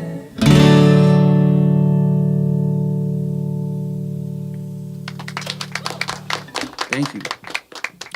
You're watching Audiotree Live. We're here with Field Medic. So, Kevin, what is the longest that you have toured, and what do you love and or hate about it? Because I know you've done a lot of touring. I did a tour with this band called Remote Drive, and that tour was a month long, and then we came back for 1 week, and then I immediately had to go to the UK with them for almost 2 weeks. So it felt like I was on tour for a month and a half, Yeah. which was kind of gnarly. I feel like it's hard to describe what it feels like.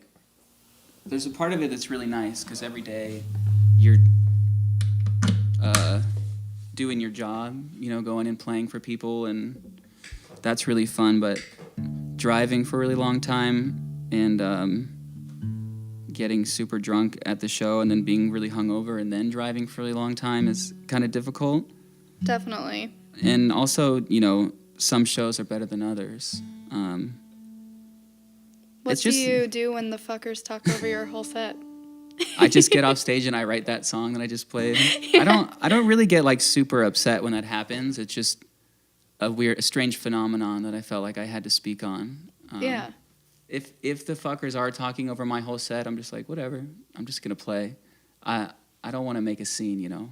Yeah, I don't feel like get I don't feel like people have to listen if they don't feel like it. So I just take a mental note and then I secretly write a track. A diss track. Yeah, a diss track. Well, I know it's like a really strange feeling when that happens because, you know, you try to focus on the emotions of what you're doing, but you realize that you're in a space.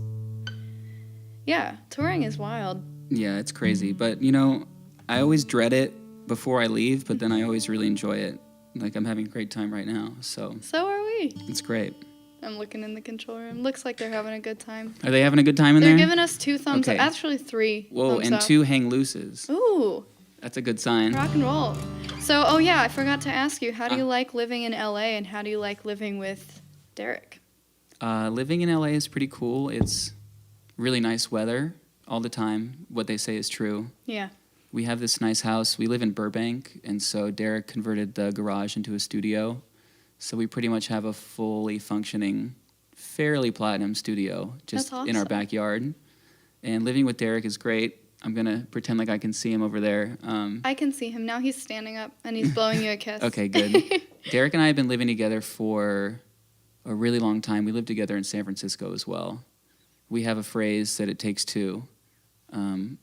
We've been building and growing in music together for forever. So I couldn't do it without him. He's my best man. You're on tour now with him too, right? Yeah. So he's the greatest man I've ever known. That's awesome. Lots of love to Derek right now. Also, if you're in Chicago tonight, they are both playing at Subterranean in the downstairs part of the venue. It's going to be amazing. So please check that out. Hell yeah. You want to do your last two? Yeah, I just got two more here. Sounds good. This first song's called Mood Ring Baby.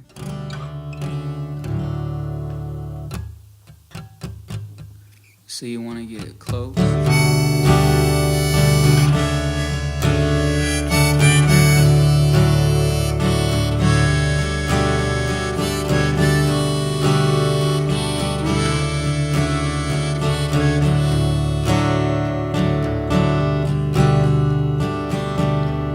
If you were the artist and not the muse,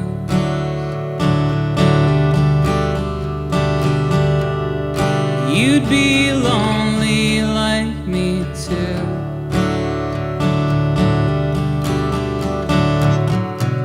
But you're the beautiful girl uninhibited, and I'm the cowboy with the handkerchief.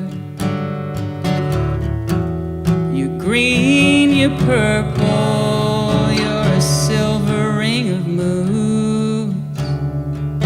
I love you always, I'll carry you.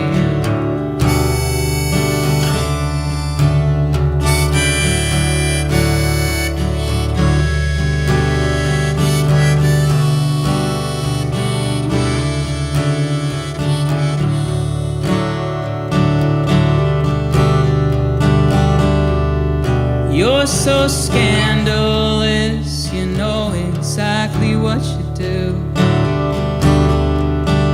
Tease those boys with your crystal charms while I'm home whittling bamboo. 'Cause you're the princess on a pillow seducing the moon. I'm the poor boy with just a song to see me through. You're green, you're purple, you're a silver ring of moves. I love you always, even if you're bad news.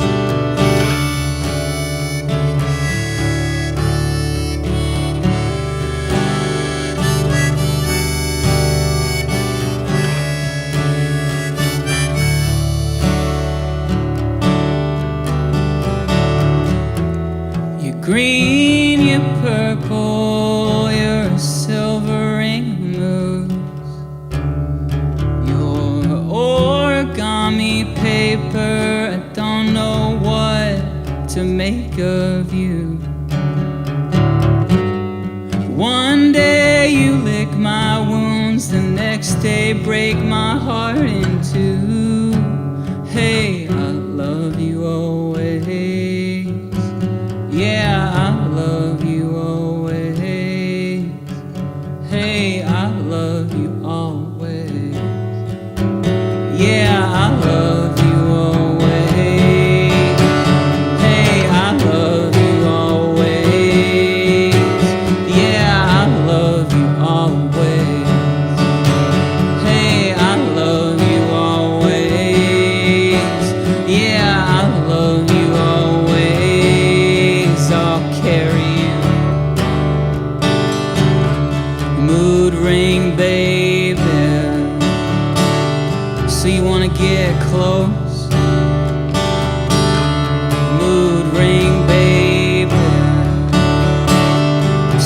wanna get close. Mood ring, baby. See, wanna get close.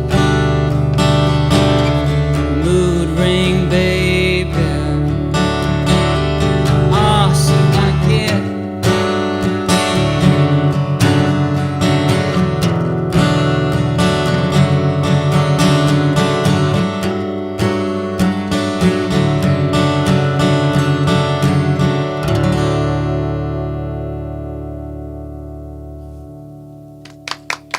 Thank you very much.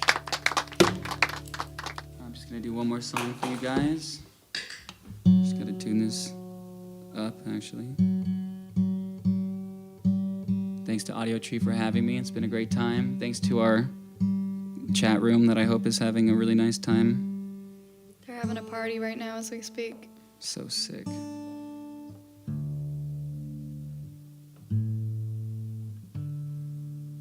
Okay.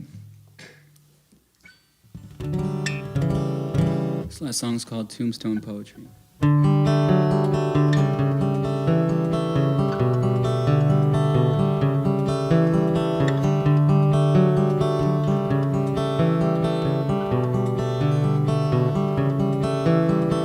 Tell me now, doll, when you come around, are you gonna fight with me? When I lose my head, when I lose my head, are you gonna light the way? Tombstone poetry.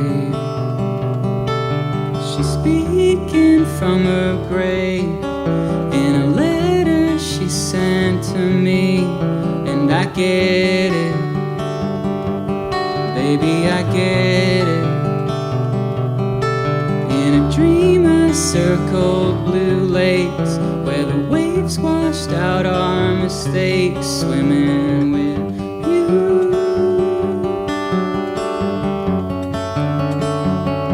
Swimming with you.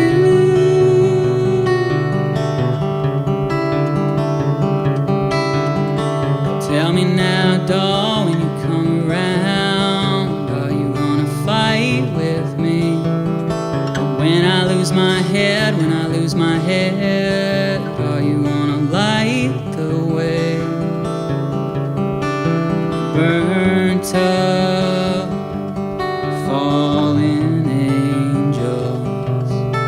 She speaks in their mother tongue, collects soldiers' uniforms, and how would it feel then to live that way instead?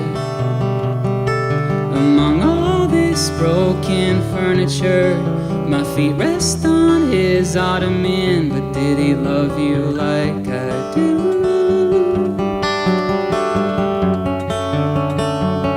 Did he love you like I do?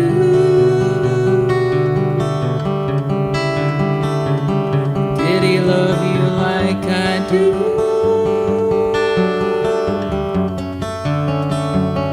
Did he love you like I do? Did he love you? Tell me now, doll, when you come around, are you gonna fight with me? When I lose my head, when I lose my head, are you gonna light the way?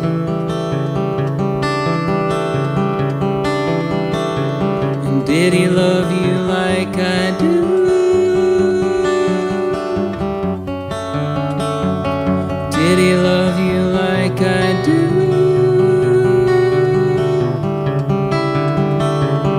Did he love you like I do?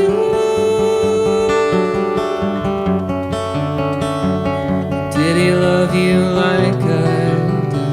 Did he love you? Did he love you like I do?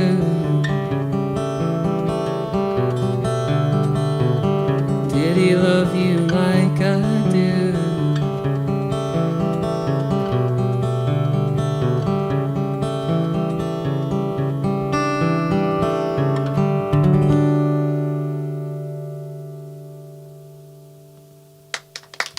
Thank you. You've been watching Audiotree Live. This has been a session with Field Medic. To wrap up, I want to give you a thanks and a thanks to everyone else in the studio, sound engineers, camera, lighting crew, and all of you for watching. If you liked what you heard, you can download or stream this session in a few weeks when it comes out on Spotify, Bandcamp, iTunes, and other streaming services. From all of us here at Audiotree Live, thanks for watching. And that's it. All right, so you guys want to do it for real now?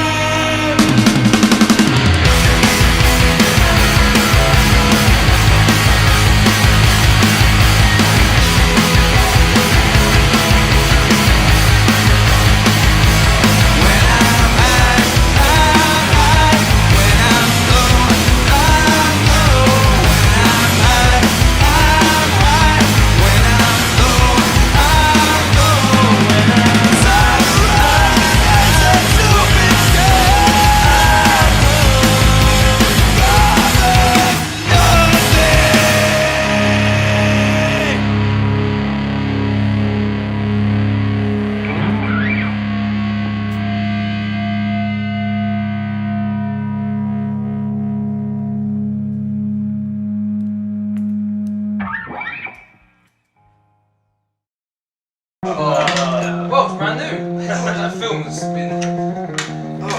That's like Scobie, isn't it? Yeah. That sounds like something with a crisps.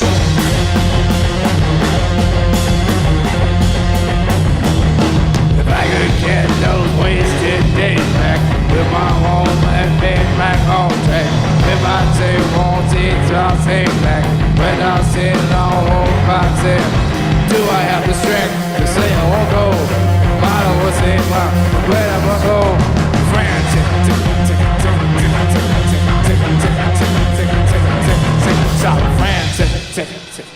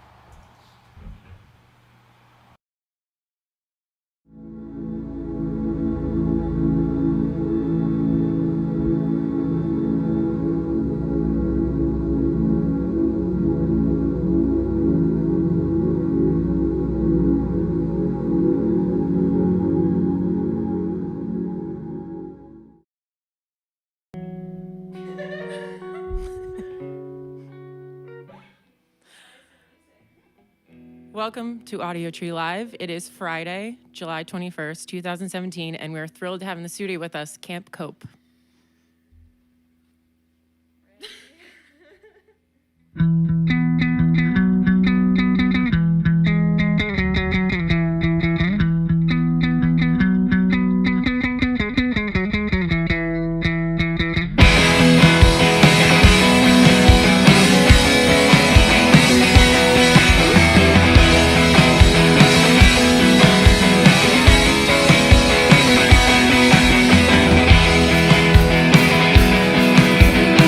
Hardest ground that I had ever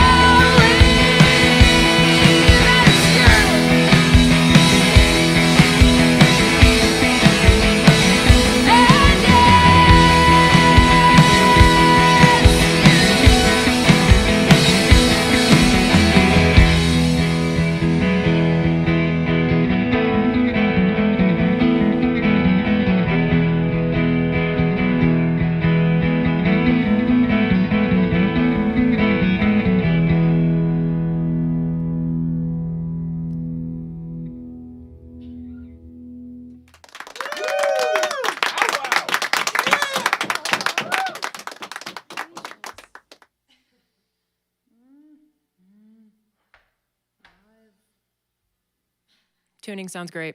Thank you. I need constant reassurance. Mm-hmm.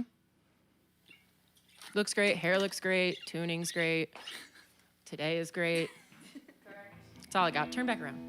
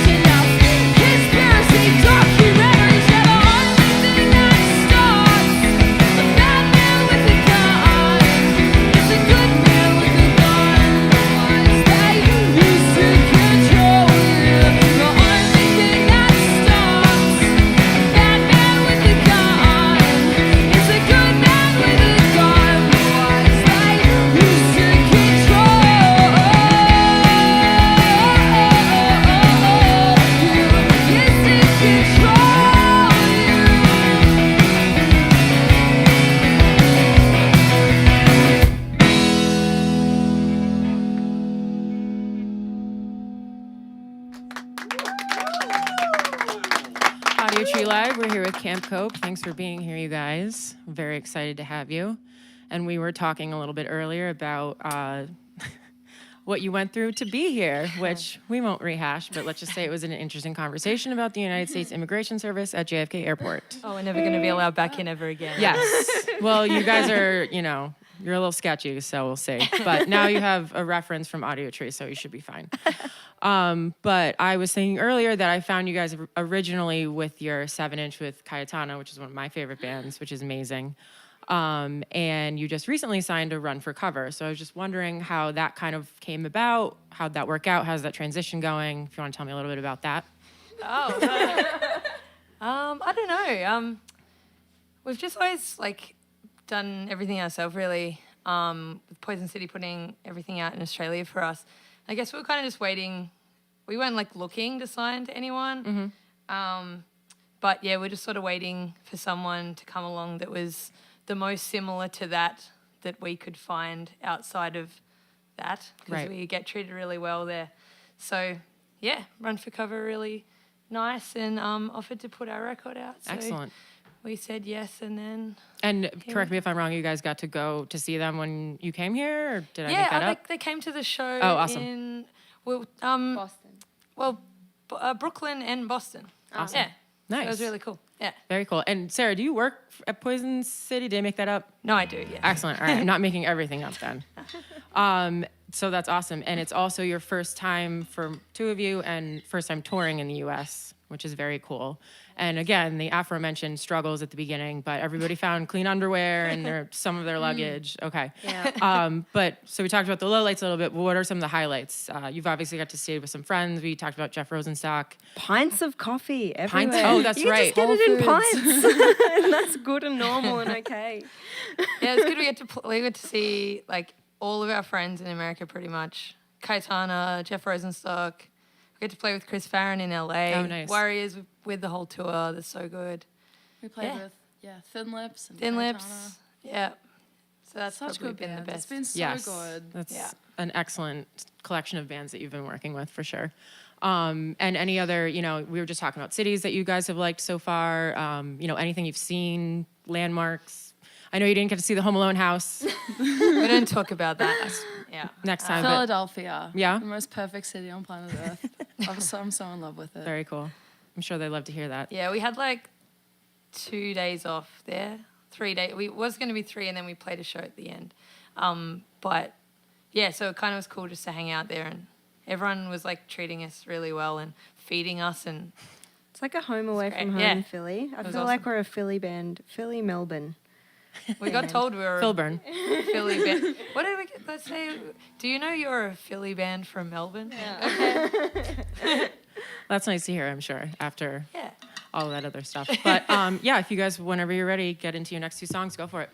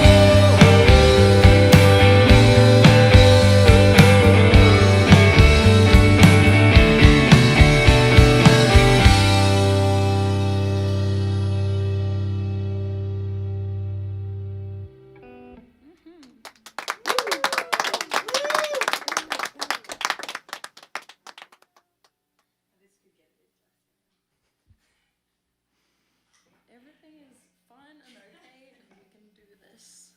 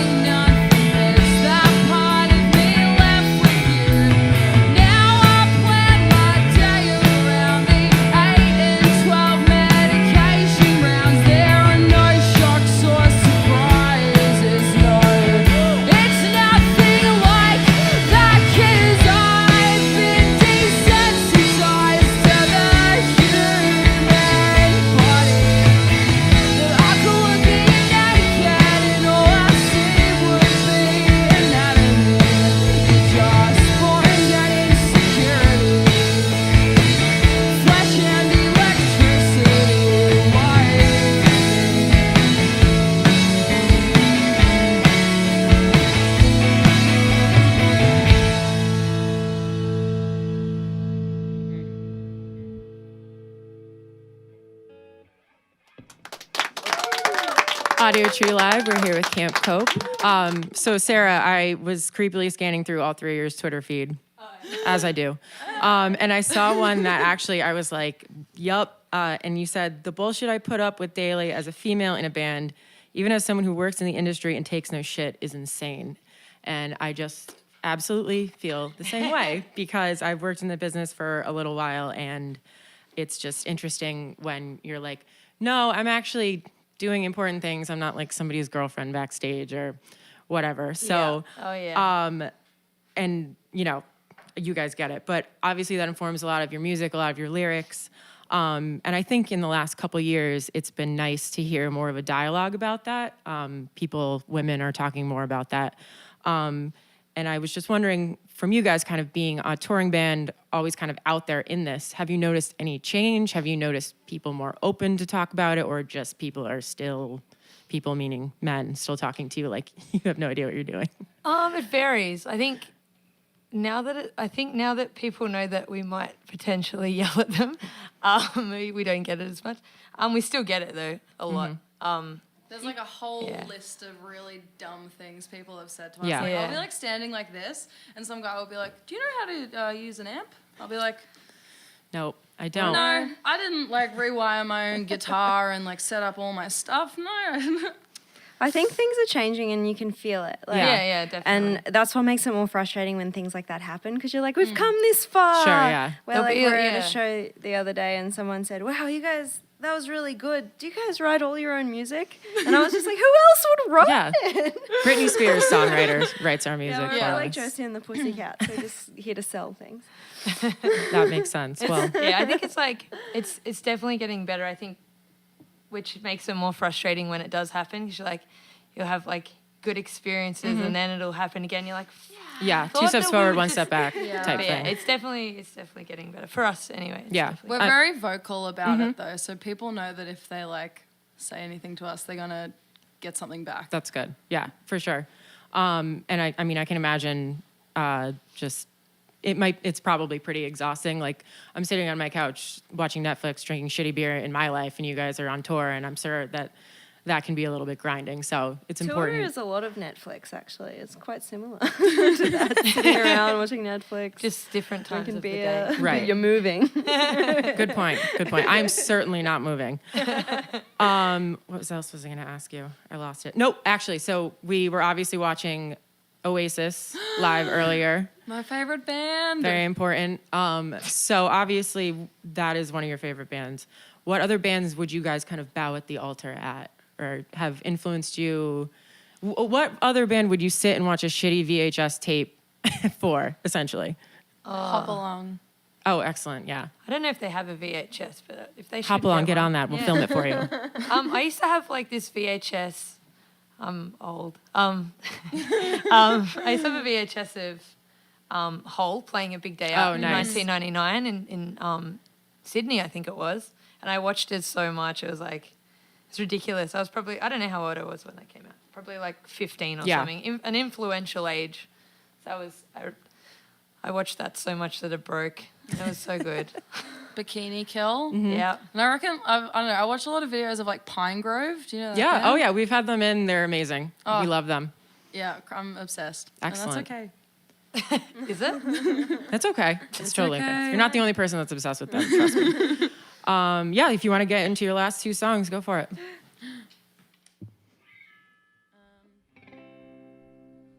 Also Tiger's Jaw.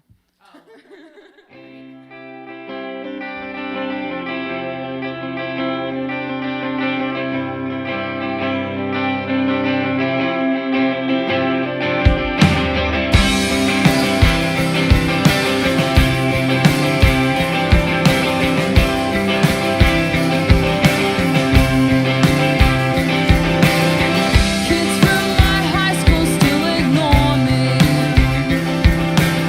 When they see me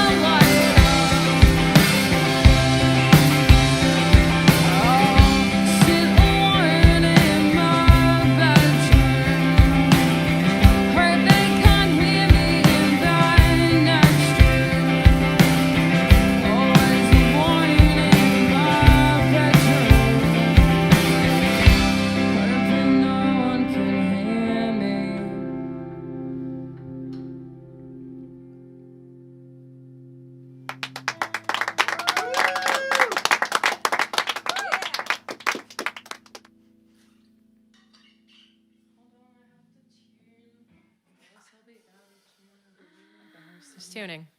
We all remember that one. Tuning's a good thing. Once I just couldn't be bothered tuning, and I played something, and it was awful. I bet it wasn't that awful though. It's pretty bad. It's pretty bad. Okay. Are you ready?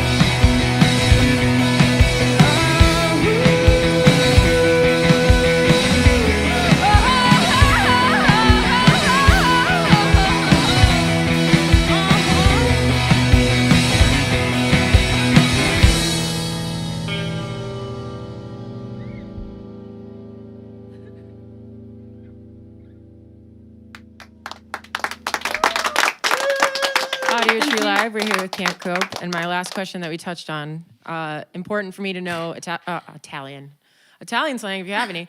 Australian slang. There was one about spiders. Not here to fuck spiders. Yeah. What does that mean? Like you're not here to mess around? Yeah, I'm here to play a game of fuck around. Okay. All right. Rooting, which is just sex. Okay.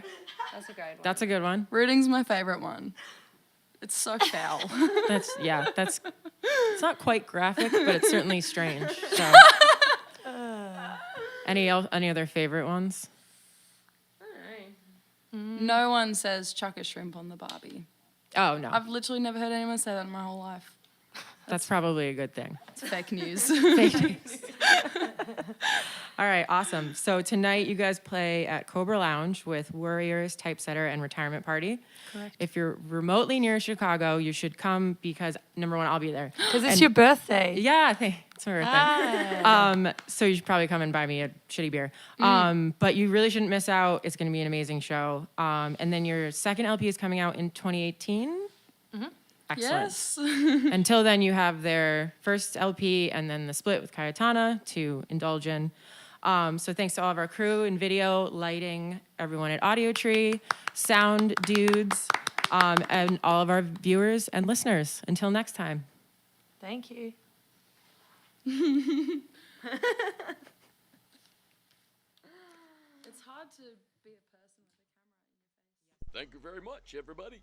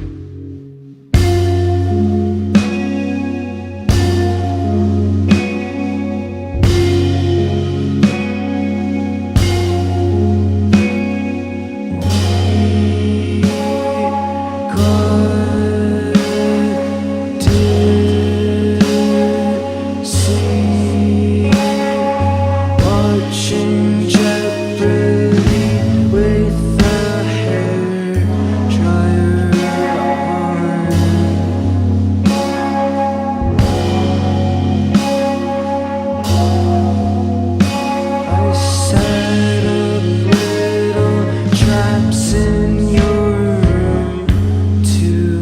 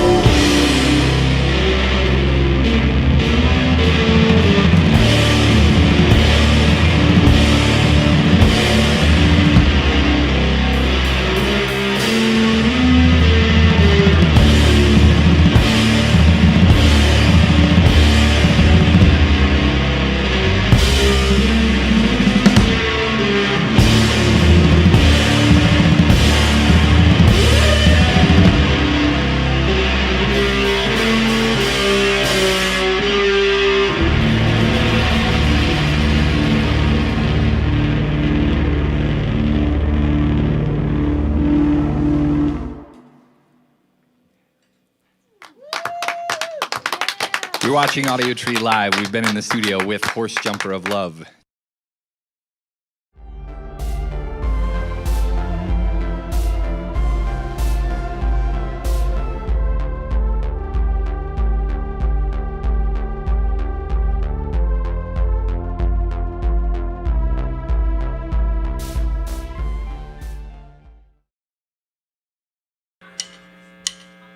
I saw a strange light in the sky.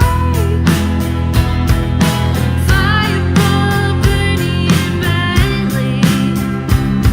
I wish the church brought me over the past would tumble down about me. The truth is just a piece of gold.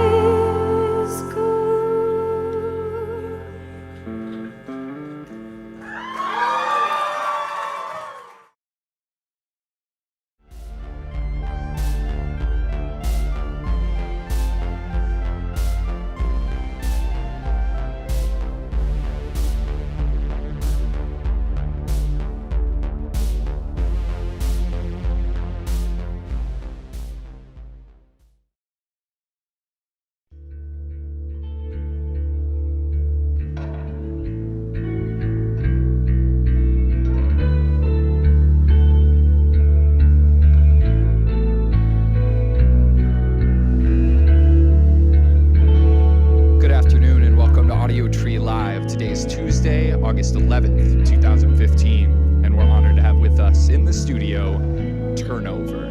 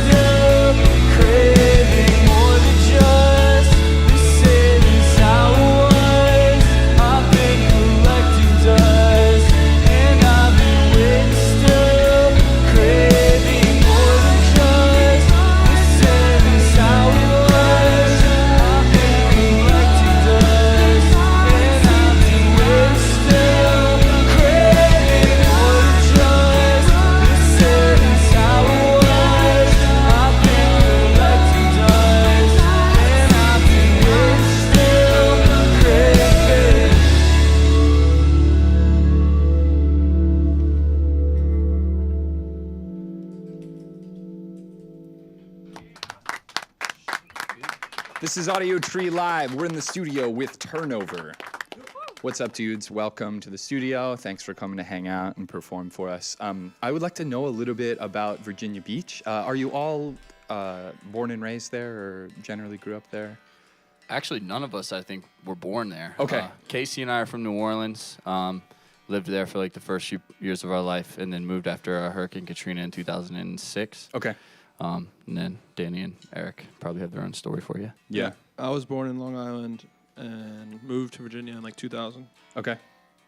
And I was born in Massachusetts, and I still live in Massachusetts. Okay. Yep. There we go. And me and Austin are together because we're brothers. Yep. So your story matches. Yeah, we chill. Got it. And what about the beach itself? Are you guys like water sports people? The in general? beach. The beach is our home. Okay, for sure. Yeah. What do you do? Like, do you surf or do you do any of that stuff? None of us surf, but I think we all love the beach. You know, we all like, we're beach heads. Yeah. Chill there. Definitely beach heads. Cool. Wake up, go to the beach, end up at the beach. Do yoga, build a sandcastle. Yeah, dude. Hang out with a bunch of kids and whales and stuff. Do you do any like animal watching at all? Like, have you done? Are there whales out there? I don't even know. There's whales pretty far out there. There's Yeah. dolphins close all the time, You especially can if you go watch close. the dolphins. Yeah. There's a lot of dolphins. Yeah. Yeah. Yeah. So it's pretty sick out there. Yeah, there's a lot of sharks too, especially this season. So it's kind of scary. Yeah. But what about fishing? Any fishing? Like, have you ever done any like deep sea fishing at all? I'm not a fisherman. There's people fishing off the beach, so like, the fish are out there. Yeah, definitely. Yeah. And I guess if there are a lot of sharks, then there are a lot of fish as Don't well. get hooked. What about Mount Trashmore, the park? Wow. Do you go there, or have you guys gone there? There's a question for Casey. Yeah, I Casey. mean, it's like a big, like a landfill that Yeah. got filled over by grass. Yeah. So it's like a big hill, but they have a skate park there, and I used to go there a lot. But that's the only reason I went there. Okay. Yeah, that skate park, because do you skateboard or do you do other I such skateboard. things? Cool. And rollerblade. And rollerblade, sweet. Are there a lot of good guys out there, like people skating at a high caliber, or? Yeah, actually, a couple of really famous skateboarders now came out of Virginia Beach a couple of years ago, so it's definitely on the map. Sweet. And do you still skate now? I love it, but I have like a kind of a messed up knee, like Okay. a problem with my meniscus, so haven't been lately. Okay. Meniscus. Thank you guys very much for coming out and playing for us, and you can go into your next track when you're ready.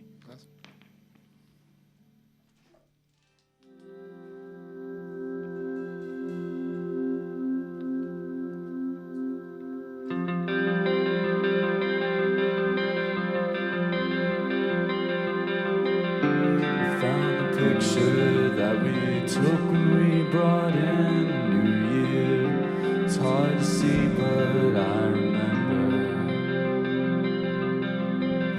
You wore a cocktail dress, ignored the goosebumps on your neck, the namesake of your outfit to keep you warm.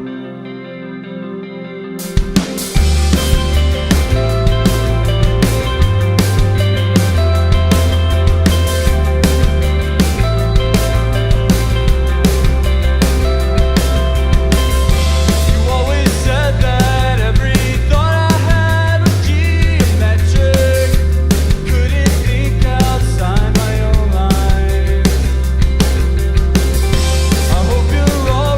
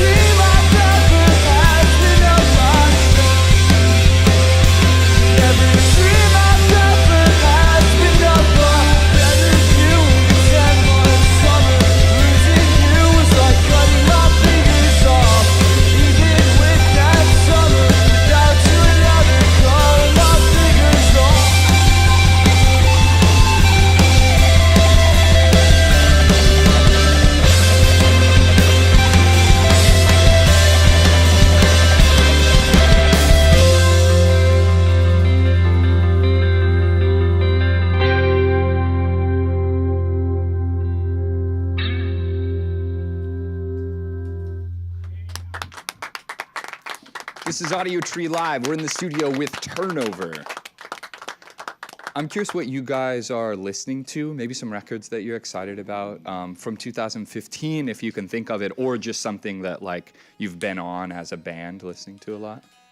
Probably the new Tame Impala record. Okay, cool, yeah. Did you like their last one as well? Do you have a preference between the two? Yeah, I definitely didn't listen to it as much as the one on, like the new one that just came out. Okay, cool. What like stands out about it to you? What do you like about it? To be honest, I don't even know. It's just really. It's just really good. Vocally, it's sick. I like the. Casey, I like Lonerism and the record before more. Okay. I've been listening to a lot of like the new Mac DeMarco music that came out recently too. Yeah. The EP and it was like two things combined, right? Yeah, he like released like his actual album and then instrumental like 9-track album. Cool. Both are really good. What like stands out about him to you? What's interesting about him to you? Oddly enough, I really like the simplicity of like his drums. I'm pretty sure he writes his own drums. Okay. And then like his style of guitar playing has always just been one of my favorites too. Cool. You guys? I can say the same pretty much. I like both those records a lot. I'm kind of with Casey. I like Inner Speaker and Lonerism as much, probably more than Currents, but as far as the Tame Impala stuff. Other than that, yeah, I've been listening to a lot of different things. Those two are probably at the top of the list. Yeah. I'm trying to think of things that came out this year. I'm really bad with dates. Yeah, it's fine. But I mean, even just other things on that list, it doesn't matter if it's our friends in 2015. Sorority Noise put out a really good album this year, Yep, and I very think true. that we all those are our boys. We all really enjoy the album. So Yeah, shouts out to them. Yeah. The new Beach House record's really good. I've heard it's really sick. You heard? Yeah. Well, I listened to it and then I decided I think it's really good. Yeah, you heard when it went into your ears. Yeah, it's cool because you guys have been able to, like, write completely different records that put you on tours with different bands. So you have a bunch of different people like in your repertoire. You know, like you're going on tour with Citizen, which they don't make music like you guys really at all, but it's still kind of like. I don't know. It's just cool that you can tour with different bands, I guess, than just having like a pop punk bill or like a rap bill or whatever, you know? Yeah, I definitely think that's cool. We've always like been a group of people that listen to an eclectic group of music, which I always think makes for a better band. You know, I mean, if there's a group of people and they only listen to one genre of music, they're going to put out that genre of music. For sure. You put out what you put into yourself. So I think that's really cool. And yeah, we love playing with bands, especially like Citizens that we've been touring with forever, and we see them change and we change, but we're still friends, and that's really cool. Yeah, and even going on tour with a band like the Technicolors, who are very like just straightforward rock, you know, like big, almost classic rock influence band. Yeah. Do you find when you're touring with those bands that they, like their influence leaks into you guys at all? That like after, you know, you've toured with Citizen, you're going to write like heavier, crunchy stuff? After we tour with any band, I feel like we always take some kind of influence from whether it's their music or bands that they just showed us on the road, or just even meeting people. Like we always take a lot of influence after a tour. Sure. Like after this, we wrote Peripheral Vision after we toured for like 3 months straight, and we met a lot of people on that tour, and like they showed us a lot of different music. So I think it definitely influenced the record. Yeah, definitely. Always learning new things. Yeah, sweet. All right, dudes, go on to your next track. All right, cool.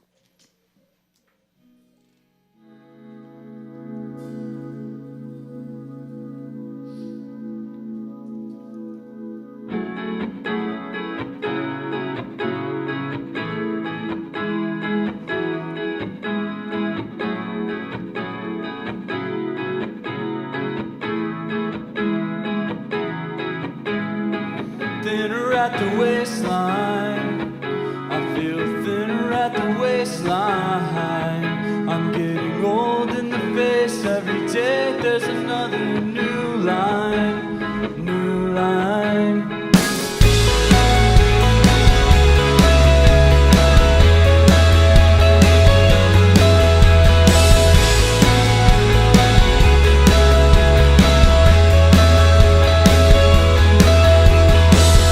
At the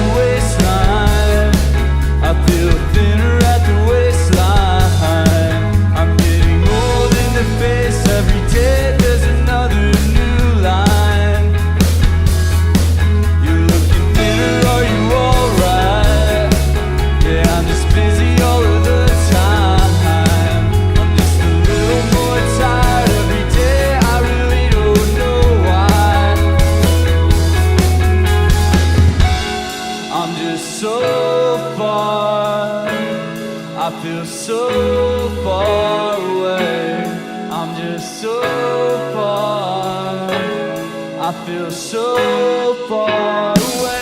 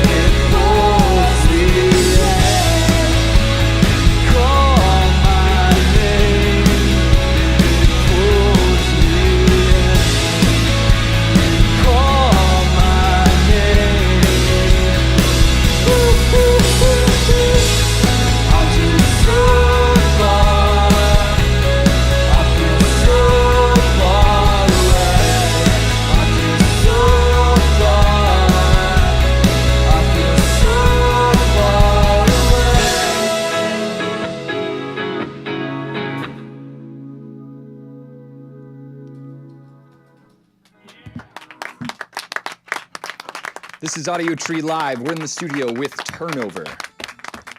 So I'm always curious about bands' cell phone usage. How much do you have to use your phones? Wait, first I want to ask, do you all have smartphones? Yeah. Okay. Unfortunately. Yeah, unfortunately, right? And how much do you have to use it as a band? I mean, are you posting, I don't know, 10 times a day, something like that? Do you know? I think it's pretty widely varied. Sure. I don't know. I'm trying to wean myself off. I used to be kind of a cell phone addict for sure. You know, definitely on it too much, but I'm trying to go off the grid, so I'm getting there. Trying to go off the grid. Casey definitely doesn't use his phone at all. I would say we're all fairly moderate. I still use mine, but I don't really post much on social networks. Sure. He's the least. I check it, you know. Yeah, you want to see what's going on, but you're not necessarily like putting a bunch of I'm stuff definitely out scrolling. there. Yeah. What about other apps? Do you guys use like any organization apps or like news apps, things like that at all? This is a big BBC guy here. Okay, Dude, sweet. I love the BBC Yeah, News dude. app. man. BBC I is straight up rad. use it every day. Yeah. There's so much going on. And Big Reddit. BBC I've been guy. getting into Reddit. Okay. lately. Is there I guess there probably is an app for that as well. Yeah, there is. Yeah. Okay. Cool. What do you? So the BBC, you're just scrolling like for news stuff, or do you have different subsets? I mean, I'm really into the 2016 presidential election. Okay, sweet. I mean, I don't want to get too far. No. into it. Yeah.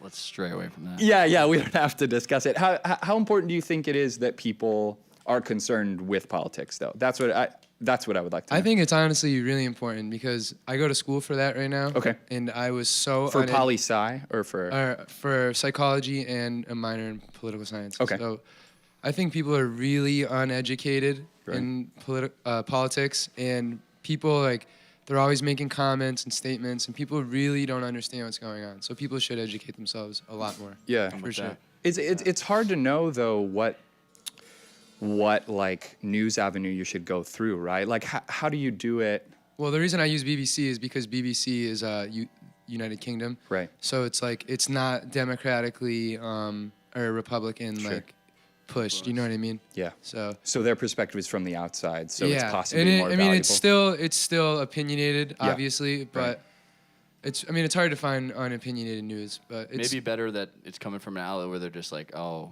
like totally we don't like America, rather than we like America when it's like this. Yeah, Exactly. totally. Trying to be more like pure objectivity is impossible to achieve, but having a little bit more of that objective presence from the outside. Yeah, always good. Yeah.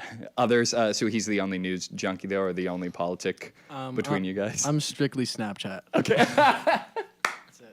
That's what you said right away when we rolled up. You're like, I love Snapchat. Big Snapchat. Snapchat zoom in, or else He invented the zoom in. I can honestly say, Casey, I was a Snapchatter, and I was off Snapchat, and Casey got me back into Snapchat. Okay. So he's the Snapchatter. There we go, man. He's an evangel for Snapchat. Yes, he's a missionary of sorts.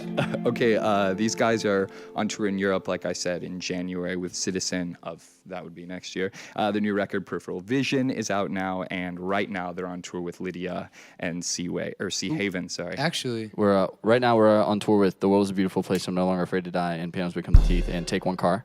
And in September, so right after this, we go on tour with Sea Haven and Lydia. Sweet. Yep, Okay. yep. All the way through October 23rd, they are with those two bands. So you can check out their tour now, and then that one when it comes up in September. Do it, dudes.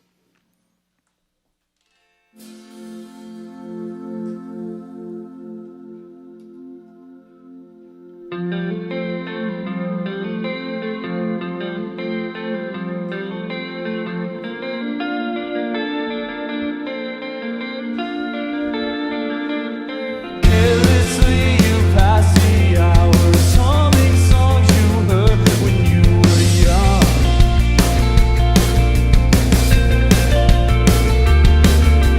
Fire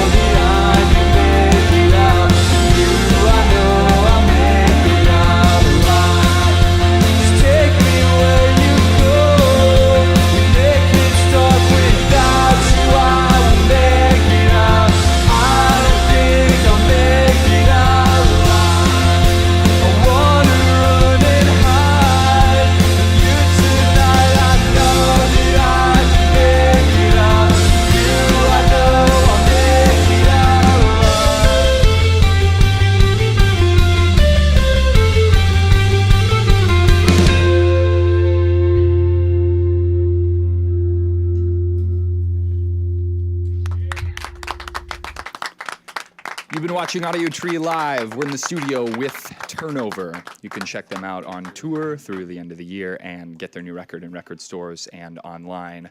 As far as Audiotree goes, we have these cool new hoodies that you can purchase online with this one and this Flower A in both different colors. So get those. Thank you guys very much. Thanks for having us. Seriously, It's been a pleasure. Thank you. Thanks to awesome people in the studio and sound engineers, camera and lighting crew, making it look beautiful in here. Very and good. viewers, thanks for watching. You can support the band by downloading the session when it comes out in a couple of weeks and send a shout via social media to us or the band if you just want to connect. From all of us here at the Audiotree Studios, thanks for tuning in. Goodbye. Shouts out. Thank you.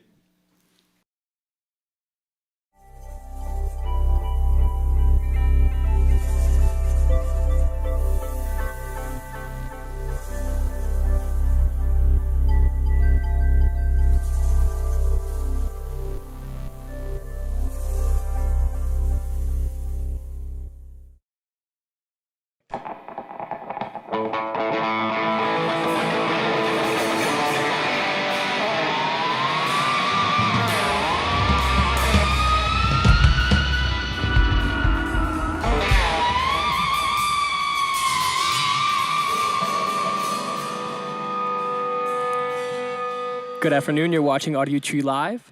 Today is Thursday, March 2nd, 2017, and we're very excited to have in the studio with us, Crying. Take it away.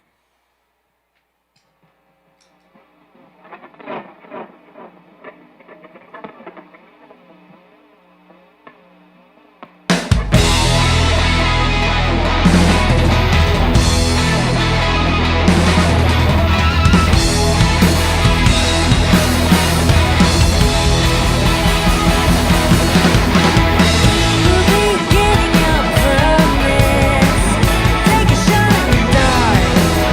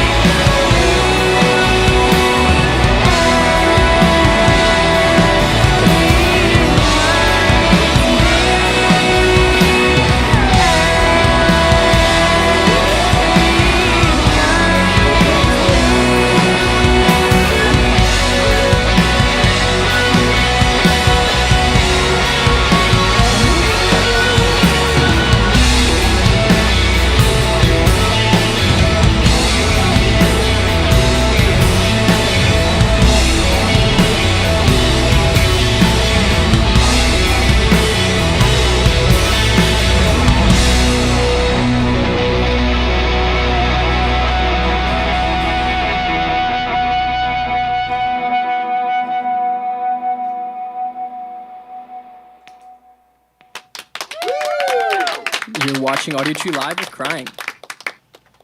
Thank you so much for coming in here. Sounding great. Thank you. Yeah, no problem. I saw that you're traveling in a minivan for this tour. I want to know, do you like drive each other crazy being in such close quarters with having other people with you as well? In all your gear, is there a way like you keep each other sane on the road? So we haven't had any problems. That's good. And none of us are insane. So that helps then, I guess, in both ways. We sometimes play games, word games. Like in the van? Do you have to like put that on your knee, or like how do you like?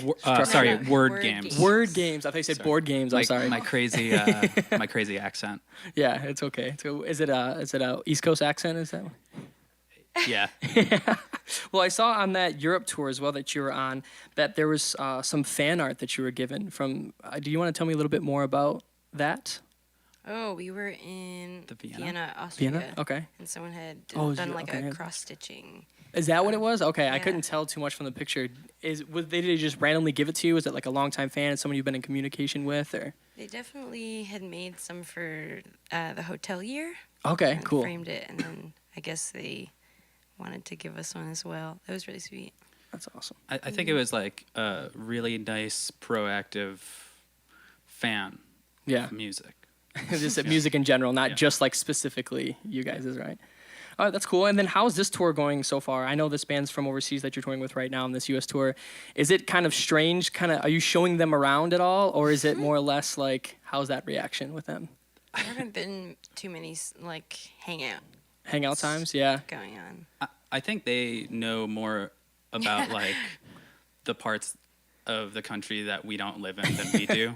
Yeah, I see what you're saying. They're a little better versed. Better seasoned. They've been touring for like 10 years. Okay, I see. I didn't know like how much US they actually did. That's awesome though that they kind of have the reins of things. And is it because you think the long drives that you haven't really been able to keep in touch much, or are these drives been having not so bad? Yeah, I mean, I know they've offered to like hang out and stuff, and they all seem like very nice people. You know, we've seen them after shows and whatnot, had a couple chats. But there are a lot of them. Oh yeah, is that there are a lot of them. Do they have to have one bus, or is it like you guys travel and they travel? Oh, okay, I see. Yeah, they've got a pretty big bus. Yeah, that makes it a little more difficult as well. Well, you guys can roll on that next song whenever you're ready. Cool.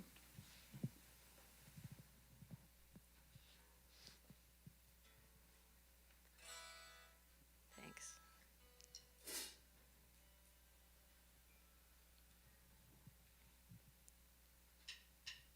Spreading the water, not sure why. My feet are sweating as this neck cranes covered in solitude. Where I went, tried to leave a piece of me there, in case I forget.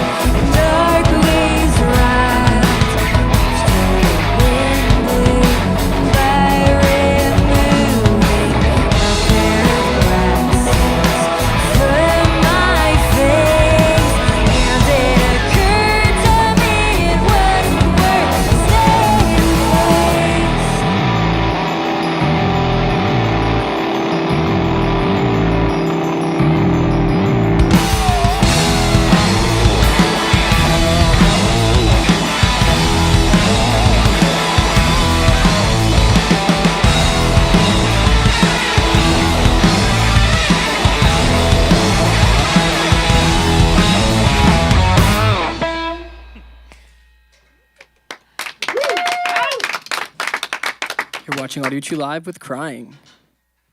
You all can take it away whenever you're ready.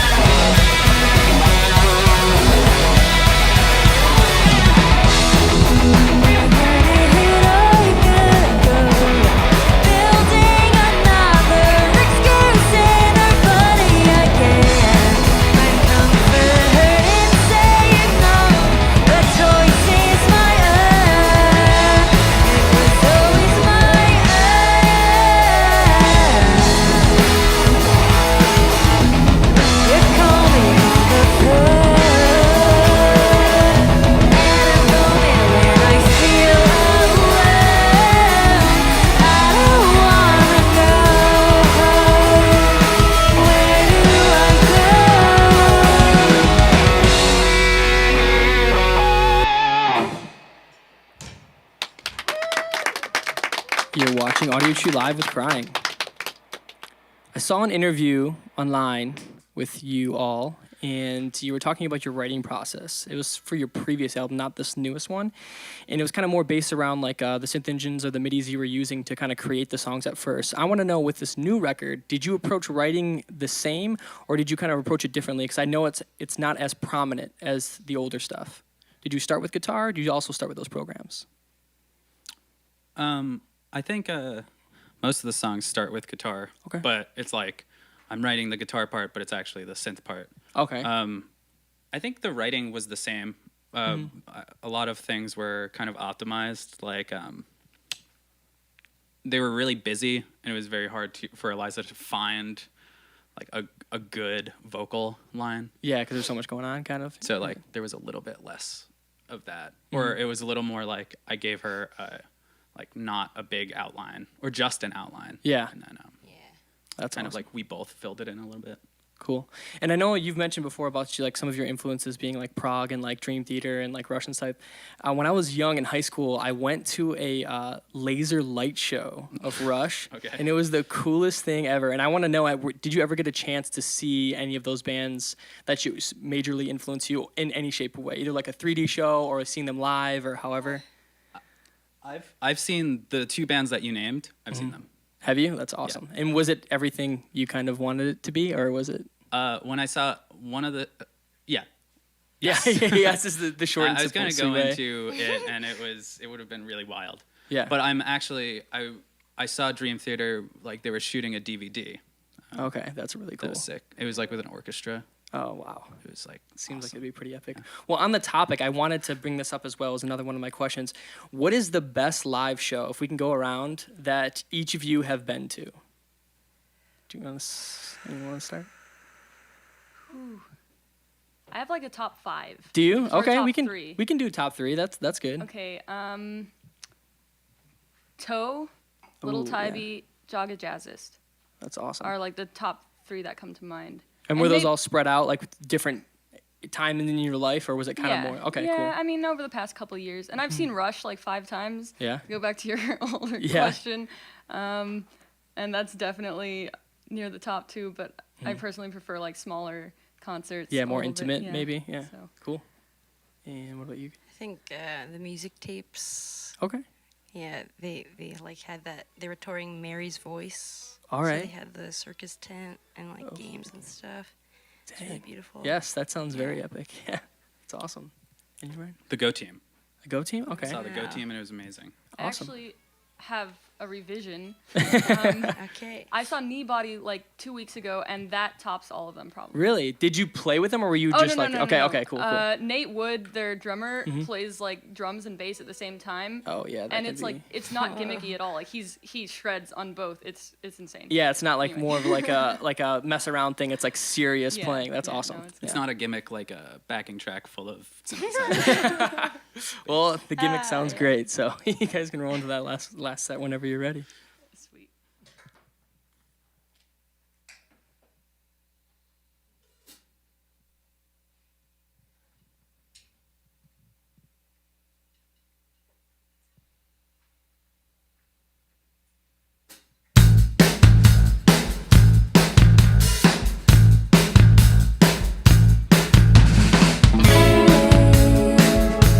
When the street there before my eyes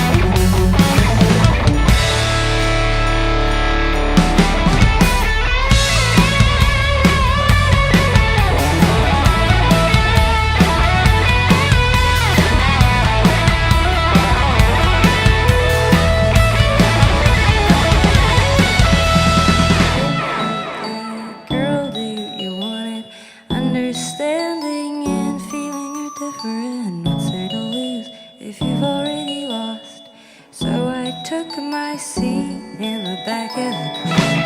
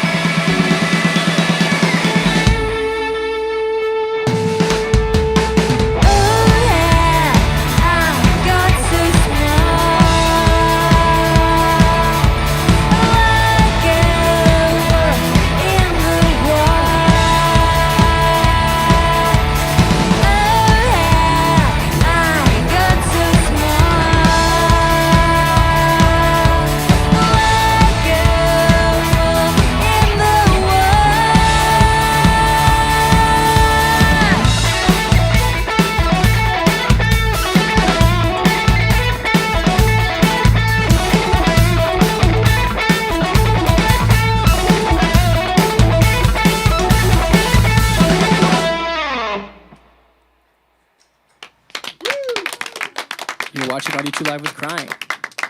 Actually, one more quick question real quick before we run on this last one. Ryan, you used to play a guitar and you had like duct tape on the what happened to that guitar and why did you have the duct tape on it?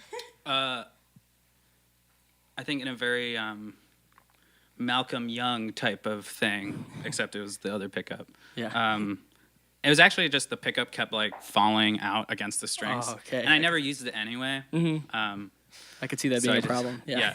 Also, I don't know how to do anything, so I instead of trying anything with screws, I just duct taped it. Awesome. It's very stupid. No, it looks great. It would build character. That It looked guitar is great. like covered in tape, like sticky, like adhesive, and like weird finger blood. You know. So it was just time to retire it. You just had to let it go. Was it red or black?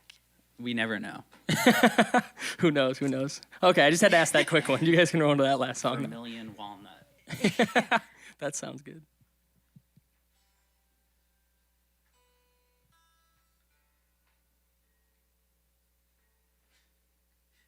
I think I'm good.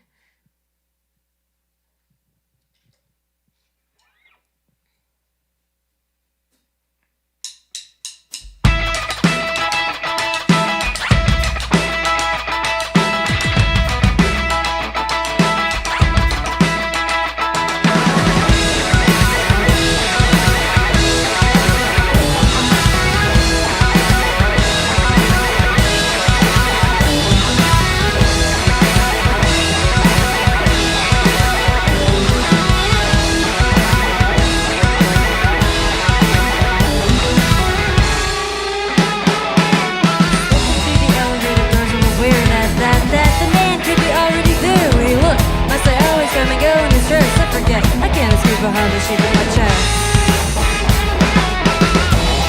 As a matter of fact, either we assert it, I'm bound to trap. I'm too determined, like it's so bound to attack like a river. A river does come out and deliver. I wanted for the place I live as the same for this fast soul and this body of water, whole and lone and free. Feeling nothing